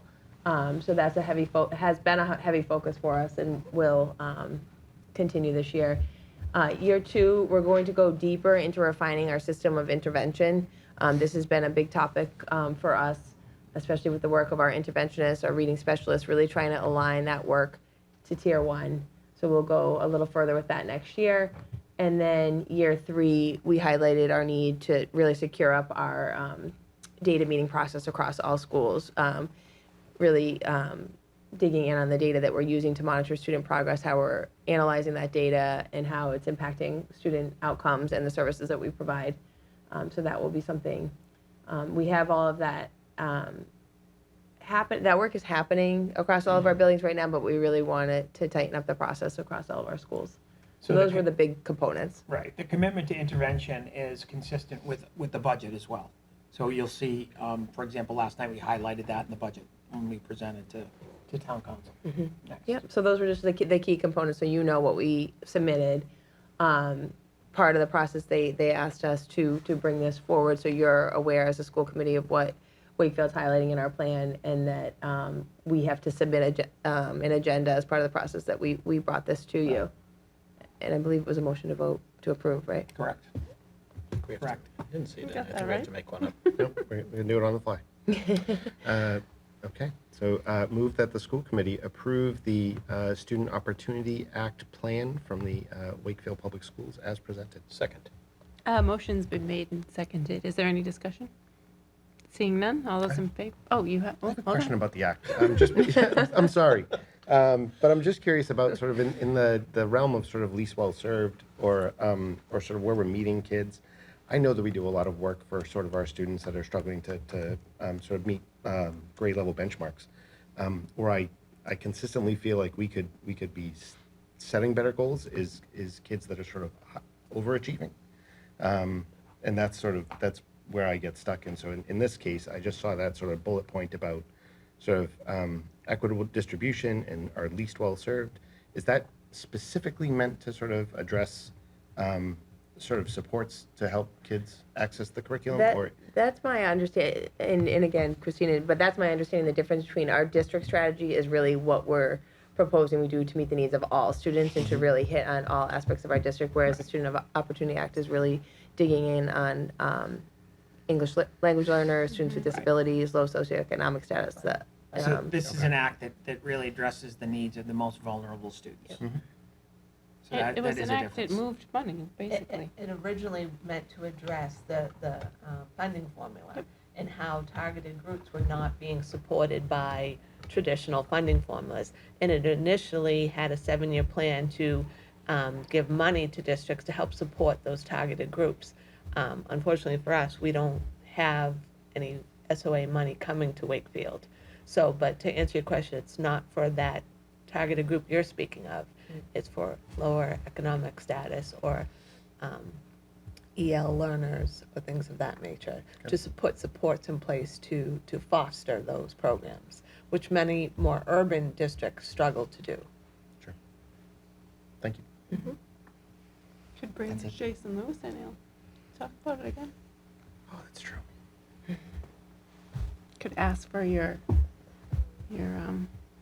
higher achievers to be added. Okay, so a motion's made and seconded, we discussed it, all those in favor? And none opposed, it passes unanimously, thank you. Thank you so Kara. much. Thank you. So the next kind of item up is the change, or what we had talked about was putting the excuse me, I'm going Do you down know my where list you here. are? No, I'm catching. Last So, one. so the last one. So we're looking to kind of the annual FERPA notice, right? And so, so this was highlighted as part of our handbooks. There should be a notice in there, an annual notice about what FERPA is. There should be a hyperlink in all of our handbooks that are electronic that leads to the annual notice for FERPA rights of parents, right? So just to kind of notify parents. So it's come to our attention that it was not kind of in our handbooks, and so what we've done is we've taken a model policy from the federal DOE. We've adapted that for our school system, and we would like to adopt that and make a live link and amend our handbooks. And because they're online and they're electronic, we can do that. And then in a future correspondence to parents, we would let them know that that has been done, and they can access that if they so wish. Fair? Perfect. So that's what we're proposing. Move that the school committee approve the annual Family Educational Rights and Privacy Act, FERPA, notice as presented. Second. A motion's been made and seconded, is there any discussion? Yes. I noticed, Doug, there's a couple of like placeholders where it says ask the school. Can we, as part of approving this, can we, I think, like fill in Wakefield Public Schools? And there's a couple of like notes where I don't know whether those notes are supposed to be in there or not. I'm sure, I don't, there should be an amended policy there, but we can make those changes. Oh, okay, I'm just looking at the one that was in the packet, so maybe I don't have the right version. We can certainly make Okay. whatever edits are required. Okay. It was in section 2, so I don't know if you've already fixed it and I just have an old version. I can I can check on that. Okay, and then there were a couple of notes, and I don't know if those notes are things that remain in or don't remain in, and then the other one's just where it says like the school, and I Yeah. think it was supposed to fill in like the district or something. Yep. Do we have to amend the motion to say as amended, or? Yeah, so remove the motion. Yeah. I'll make a new motion. Okay. Move that the school committee approve the annual Family Educational Rights and Privacy Act, FERPA, notice as presented, as amended. Second. Okay, a motion's been made and seconded. Is there any discussion? No? Seeing none? All those in favor? Okay, passes unanimously. Thank you. Thank you so much. All right. I have no comments or action items this evening. Subcommittee reports, finance and facilities. Tom? Thank you. Well, the subcommittee's not actually met as a subcommittee since our last meeting, although we have gathered at least twice, including last night before the town council, so I'd certainly make mention of that. Last night, Dr. Lyons and Christine had presented the FY25 budget proposal in the slide deck. As we have seen a couple times, I think myself and Dr. Piscadlo were present. I think we had some good conversation. I think that the presentation went very well, complimenting again Dr. Lyons and Christine for that work. Some of the conversation, some of the questions were quite good and thoughtful. Some of them were a little outside of the box of the budget itself and got into things like enrollments and longer-term thinking around facilities and class sizes and some of the developments and some of the construction projects of multifamilies and other projects that are going on in town, and what are the types of things that we may be collectively thinking about around that. So there was some healthy conversation around that. And so one of the other things that came up that I think is particularly important that I would may make a motion on in a moment was we had some conversation around Chapter 70 and how sort of disappointed we all are at the rather small increase, 1% or thereabouts, coming out of the governor's budget.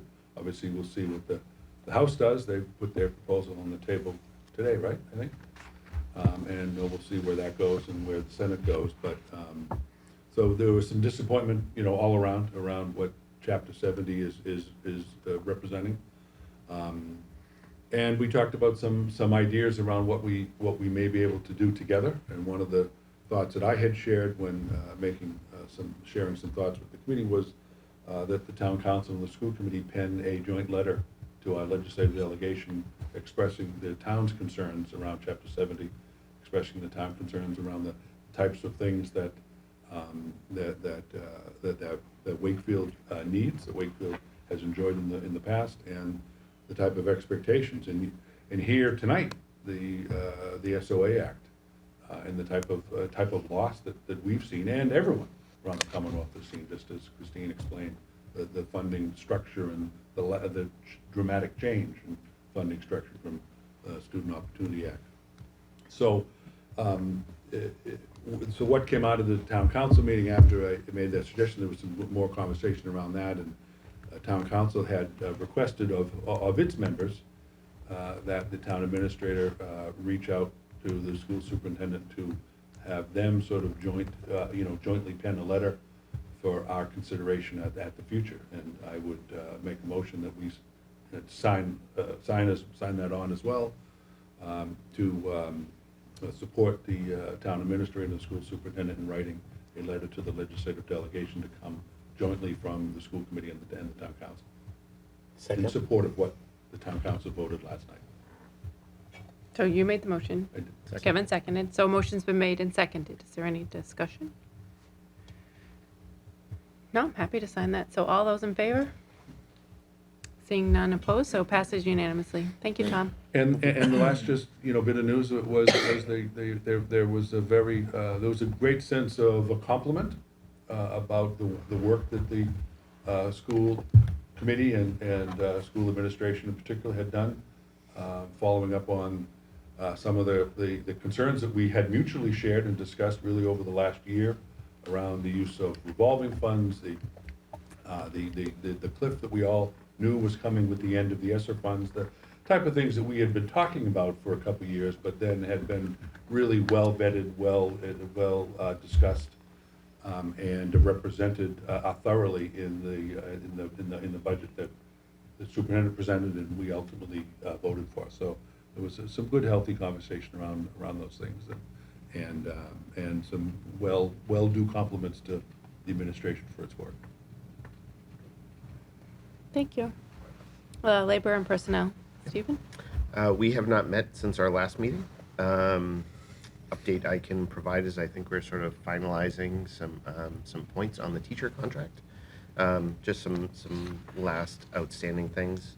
So hopefully it is to them to sort of approve those final edits and ask for a vote from their membership. So hopefully that is forthcoming. And then we'll have the opportunity to sort of to take a vote on it and approve it, and hopefully move on. Thank you. Student services. So Eileen is not here this evening.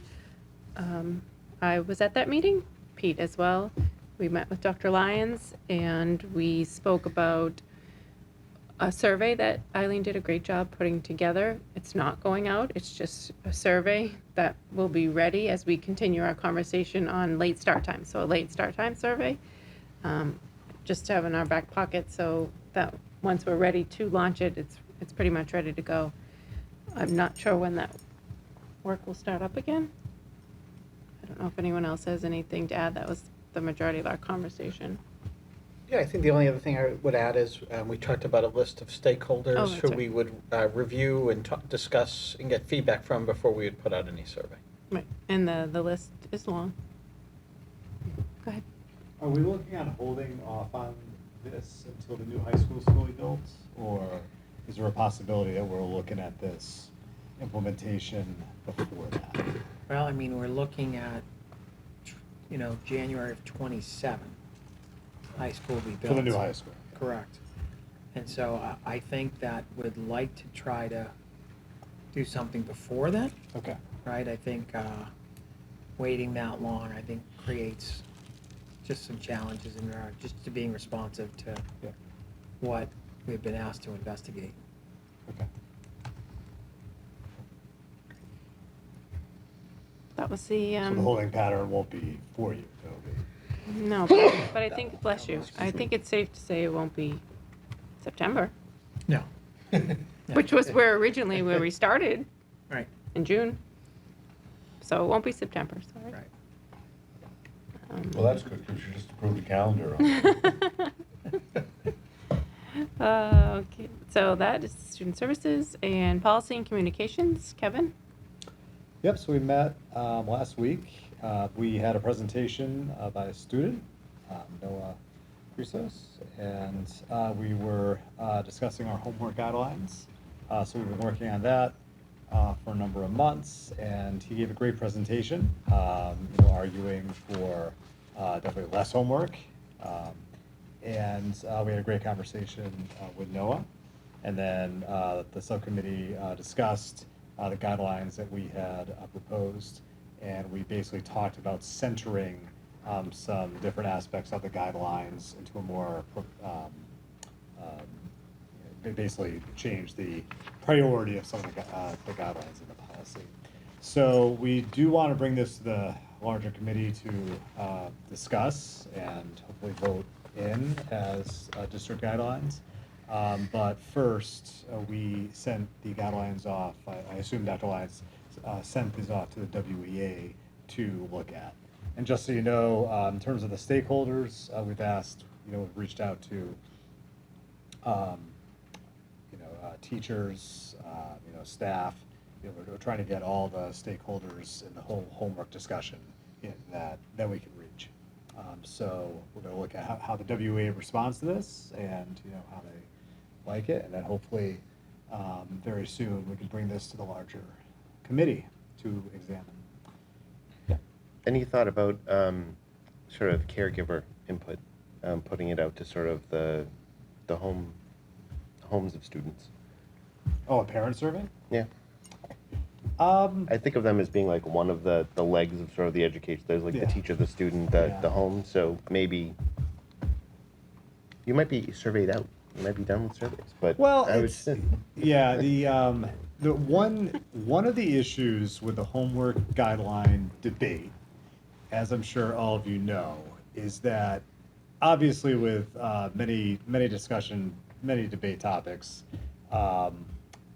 that you can definitely have a wide range of opinions. And I think what makes the homework guideline discussion so interesting and hard at the same time is that you really do have such a wide spectrum of different beliefs about homework. Yeah. As a teacher, you would think that it's just a parent and student discrepancy. Well, no, all students probably hate homework, to be honest. But like for parents, it would be a wider spectrum. You'd be shocked how teachers have a very wide different beliefs in themselves and how they approach homework. So it's you are right that I'm kind of assuming, just based on anecdotal information, what parents think about homework. I have talked with several that want 0, and then I've talked with several that want hours. And that's one of the challenges of this debate, of this whole debate. But But yeah, I appreciate Okay. that. I'll take that. That makes sense. I'll take that under advisement. All right. Mr. Amos, for that. Certainly. Thank you. Any other questions on homework? Okay. We also talked about the religious accommodation policy that we actually have a motion to put on the table for discussion. Sure. I think Move that the school committee lay on the table for 3 weeks Yeah. consideration and vote at the next school committee meeting, religious accommodation policy 906R. Second. A motion's been made and seconded. Is there any discussion? Well, go ahead. I thought it was the second. Kevin, do you think we'll have an opportunity for a subcommittee meeting prior to the 30th? You know, we did receive feedback from 2 community members, one teacher Yeah. and parent, and another parent. I think it would be good to at least run through that feedback before we have the next meeting. Yeah, I'm not planning to schedule a meeting next week, but and I know we have election on Tuesday, but yeah, we'll try to schedule one for the Thursday. Okay. I don't know when if Eileen's having a student services meeting that week, so I'll coordinate with her to see. But yeah, no, I definitely want to have another meeting for that. So for policy 906, we're in discussion, right? Yeah, Okay. go for So I it. guess sorry. Just Yeah, keep it's going. been a couple days. Okay. So for policy 906R, so you all have it. And one thing I did want to say is that we have heard, just like Pete said, we have heard from community feedback about the policy. And I've heard some other school committee feedback about the policy. And I do think that there are revisions in the making that we are definitely discussing revisions. Looking at this policy that's, kind of tangentially like connected to Pete's motion earlier with Good Friday. So one thing I do want to say is that when we crafted this policy, we were trying to basically make a better policy that existed before, especially in terms of making sure that the district complies with policy. We definitely had issues, with, policy compliance in the past. And we definitely want to craft something that, was, going to improve the previous policy. And I think that we've definitely gotten some constructive feedback with some issues that, people have seen with it. One thing I do want to point out, because I think this could be confusing, is that if you look at the big letter A in the beginning where it says major religious holidays, and then it has, specific, says what they are, and then it says no tests or quizzes given, and then no field trips. It basically says what you can't do on those days.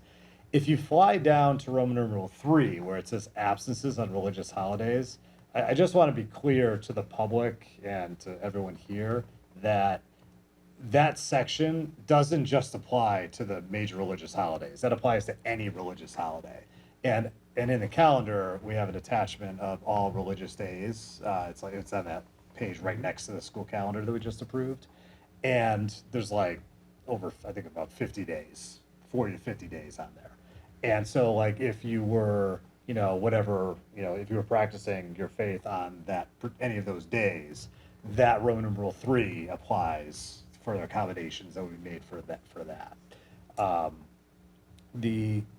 Going back to the major religious holidays, and there were definitely some community feedback about this. One thing I was thinking about after hearing that feedback, that there was some negative thoughts about labeling them major religious holidays. I think some people didn't like the idea that we were prioritizing these days, and that the word major, seemed to get some, feedback, and it made me think of using the word, kind of going to what Pete was saying about Good Friday. It was high impact religious holidays in terms of days where, the most, we've had the most people seeking accommodations. But I know that the language there is something that, there's been some feedback about, so. So if you think the policy and communications subcommittee will meet before the next meeting to make revisions to the policy, do you want to take it off the table and then put it back on? Because what if we review it the next 3 weeks and come back with the same stuff that you're already talking about, wouldn't it just make sense to, Yeah, I just want you to give me any advice that, they, like, right now, so we can go back and, like, use I would anything say just your knowing feedback. what you already sort of had All right. mentioned, I think we've already gotten, or you've already gotten a bunch of feedback that you might be able to action. Yeah. oh, go ahead. Oh, yeah, no, I definitely have. I just wanted your feedback, if you had any, but, yeah. Just as a maybe a procedural matter, I would think that we would want to put it on the table for the Okay. purpose of then, officially engaging the next couple weeks. Because the feedback you've received so far is because people looked at the school committee packet. Right. Hasn't been actually a public document Oh, okay. until we put it on the table to do that. And I'm not trying to make something out of nothing, but if we put it on the table, then it becomes something we're actually asking the public to comment on. Especially with 3 weeks between now and the next meeting, a little more time in there. And if your subcommittee comes back and has a variety of changes, well, then they all can be, offered via amendments or even swapping out policies. It gives us more leeway if it's on the table as opposed to it not being on the table, would be my Okay. 2 cents. So, any other discussion? Okay, all those in favor of laying it on the table? Passes unanimously. Thank you. Liaison reports, if any. Oh, wait, there's something else. Oh, I'm sorry. Well, I'm sorry. It's Oh. just in. The other thing we discussed was what we talked about today with the religious school coming in. So we were talking about Oh, okay. crafting a policy for guidelines for like looking at DESI language and possibly coming up with a policy to deal with accepting any private schools that come into the town. That is it. I'm sorry. that's okay, sorry, I thought you were. Okay, so liaison reports. Seeing none. I just want to back up 1 second, back to my chair comments. The celebration of learning is tomorrow night, and I'm sorry I didn't mention that. So that's tomorrow night at 6 o'clock at the Galvin. It's a lovely event. If you've never been, really is nice. I don't know, will WCAP be there? Someone asked me that, I'm not They sure. usually broadcast it They do, okay. Yeah. They'll be there. and Okay. report it. Yes. All right, so we'll be with WCAT again tomorrow night. So that is 6 o'clock at the Galvin, and they serve cake. So usually cake gets people to go to an event. Future dates, our next school committee meeting is Tuesday, April 30th. That is after the election. One of us will not be here. And then future agenda items, there are a number of them coming up. And school committee comments. Yes. Had a couple of comments. First one is, yesterday was a really special event at the Galvin. Wanted to give thanks, and I know I'm going to miss people here, but to Ms. Doucette, Mr. Gorski, Ms. Stevenson, Mr. Lyons for his expertise in handing out bomb pops. And a significant amount of Galvin staff who came to this event. It was just a really fun event. I think staff enjoyed it, the students You haven't enjoyed said what it. it is yet. What'd you say? You didn't say what the event. To see the solar eclipse. And so there were over 600 students. I didn't get an exact count, but it was over 600 who came out for this event, and the kids really had a fun time. And I think, as Ms. Doucette said, it's one of those memories that hopefully when kids have long left the Wakefield public school system, they'll remember that day.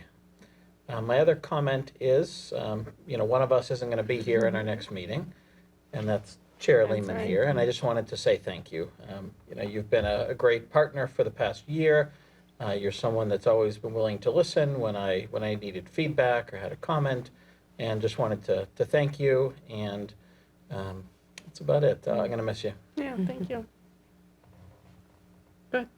I'll pick up where Pete left off. Just want to wish you well. I really enjoyed the last 3 years, getting a chance to serve with you. I had heard about you, but didn't know you very well. So Kate Morgan was right. Yeah. You're wonderful. And I think you've done a really good job as chair. Like, having done it, it's not always easy. It takes way more time than you even realize. And I think you've managed that well, particularly with some really difficult issues and some, community things that have come in. And, your emails were great and professional, but just so Amy. And I think you kind of added that twist. I have reminded anyone who may assume the chair next that you built up an expectation of cookies at as many executive sessions as possible. So just anyone's on notice that I have now become used to that, and will expect anyone to bring that up. But I wish you well. Oh, thank you. I really enjoyed serving with you, and think, your 3 years, you've definitely made an impact. So good luck with what you do, and I'm sure we'll see you Oh, around yeah. town. Yes, thank you. Go ahead. So following the theme, just be next in line. This is the meeting that sometimes happens every year when someone rotates off the committee. Or I think it's probably fair to say that we were disappointed when you chose not to run for reelection. I know that I certainly was. I felt that you have been an outstanding partner in this work. And I use that term even from our relationship, last year, that you were an outstanding vice chair, and the relationship that the camaraderie and the teaming that we had together was inspiring to me. So that was something that I would certainly miss. Miss your friendship, although I don't think that will end. I'm hopeful. But certainly just your leadership, your spirit, your stick-to-itiveness to keep us on a task and on a mission.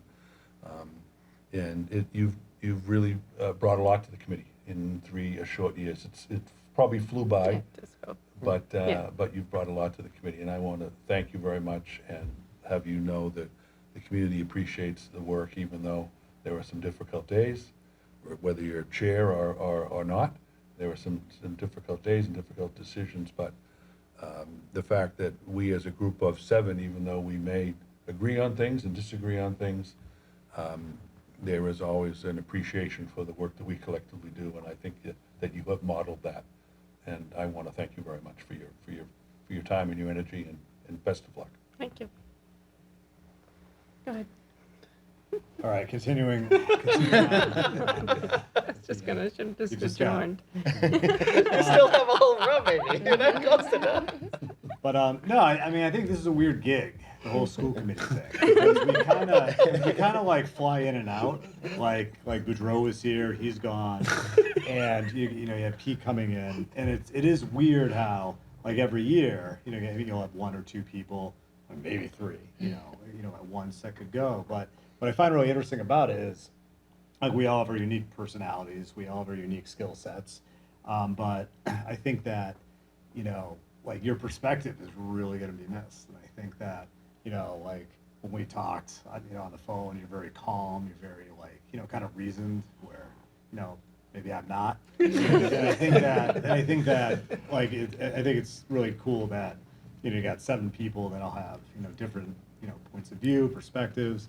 Might not agree all the time, but I think that, your perspective is really, really beneficial for the town. So, thank you. I'm also going to say thank you. and that you'll be missed. I would, as vice chair, I think you've sort of read me in more than maybe some chairs to vice chairs do. And I've appreciated sort of that level of collaboration. I think you don't just do it with me. I think you're one to sort of collect voices of people around you, and I really appreciate that collaborative nature. I think your voice will sorely be missed. You definitely sort of are a standout. I think we are sort of all of our individuals, but you brought great sort of balance and asked thoughtful questions and sort of did your homework. So as Kevin has said, I've been CC'd on a number of emails that you've written, and they've been spot on and sort of just very thoughtful in the way that you sort of approach the community. And I think the community has appreciated it as a whole. You really make them know that they're listened to and that their ideas are valued. And so I think it's important of the school committee, and you as chair, I think, have done that in an exemplary nature. So thank you for all you brought. Thank you. And one last thing is, as you roll out, you are going to have this unique perspective as like a previous school committee member. So one thing, the chair's always open. Feel free to come back. But also feel free to reach out to any of us with sort of anything that you see or hear in the community, I think it would be invaluable to sort of continue to get that feedback. I think any number of us are still in communication with people that have kind of sat on the committee about various things. And that's really valuable. So hope you'll stay in touch. Yeah. Not just Oh, about yeah. business stuff. Feel free to just, ask if anybody wants to be on a TSF trivia team. But yeah, thank you for everything. Thank you. Yeah. Oh, So- yeah, go ahead. Go ahead. No, Dylan. Go ahead, Karen. No, I see Amy all the time. Between with our kids, but no, it's been an absolute pleasure to serve with you. I think you've done an outstanding job on the committee, and I also appreciate your perspective and the hard work that you put in. It's not easy. Same, Amy. I Yeah. appreciate your little comments. You have my cell phone number, so you can call anytime. Yeah, one of the things that I've learned very quickly is that, your kindness should not ever be confused for weakness you are a tough character. And I think that, Kate Morgan is a good judge of character. And I trust Kate, and I think that you've handled yourself remarkably well, with remarkable poise and grace, and you have been amazingly calm and kind. And I think that it's been a model for all of us. And so I want to say thanks from all of the administrators. And so, I think you've really helped us quite a bit. No, thank you. Thank you. I don't know if my kids would agree with the kind and calm. They never do. But the 3 years has gone by really fast. The days were long sometimes, but tonight in executive session, we were just doing our thing, and I was like, I'm gonna miss this a lot. And then I was like, should I say write in? But I would never do. I would never do that to Melissa. I would never do that to Melissa. But so I might be back. Who knows? But it's been great, and like Kevin said, that people come in and out. Although there have been some constants since I've been here, and I met with someone recently, and they're like, you guys all seem to get along, and we do, which is so important. And we have these thoughtful conversations, and and I've always left them with, oh, I didn't think of it like that, and thank you for sharing that with me, because sometimes you can just get so caught up in the way that what you think should be the right way, right? Right, 8th grade extended math, right? We'll just go right there, and other things that just came up along the way. So not only from the committee, but just talking to people parents or teachers that just share a little bit, and you're like, oh, well, maybe my way really wasn't the best way, right? And then just to thank WCAT for all their support, and everyone who's come, even the mascots, to our meetings to share what they're doing, because I know there's hiccups, and I know people get upset about different things along the way, but being on the school committee, you get a little bit more insight of what's actually going on, and we have amazing principals, I have to say, and I've been in the district long enough to see some turnover, and I feel fortunate. And then I meet, and every year my kid goes to school, I'm like, oh, that was such a great teacher, and the next year I'm like, can it get better? And it does. And we sit at celebration of learning, and the teachers that they explain, and and I'm like, this is just a great place to educate your children. And it's because of the work that the administration does, and the school committee, and the teachers, and the parents. We're all in this together. And that's really probably the biggest lesson that I learned. And if you want to talk about something, I highly encourage you to approach a school committee member, because as much as I learn on Facebook, things tend to spiral, and then it comes out not really what's happening. So I guess that would be my only wish. We're all accessible, and we all love to talk. It's almost 10 o'clock. That should just tell you how much we love to talk. So thank you for a wonderful 3 years. It really has been a great experience. So. And with that, do we have a motion? Sure. Move that the school committee adjourn its meeting of Tuesday, April 9th, 2024. Second. Motion's been made and second. Is there any discussion? Seeing none? With that, we're gonna vote. Oh, voting. Sorry. Passes unanimously. Thank you very much. Yeah.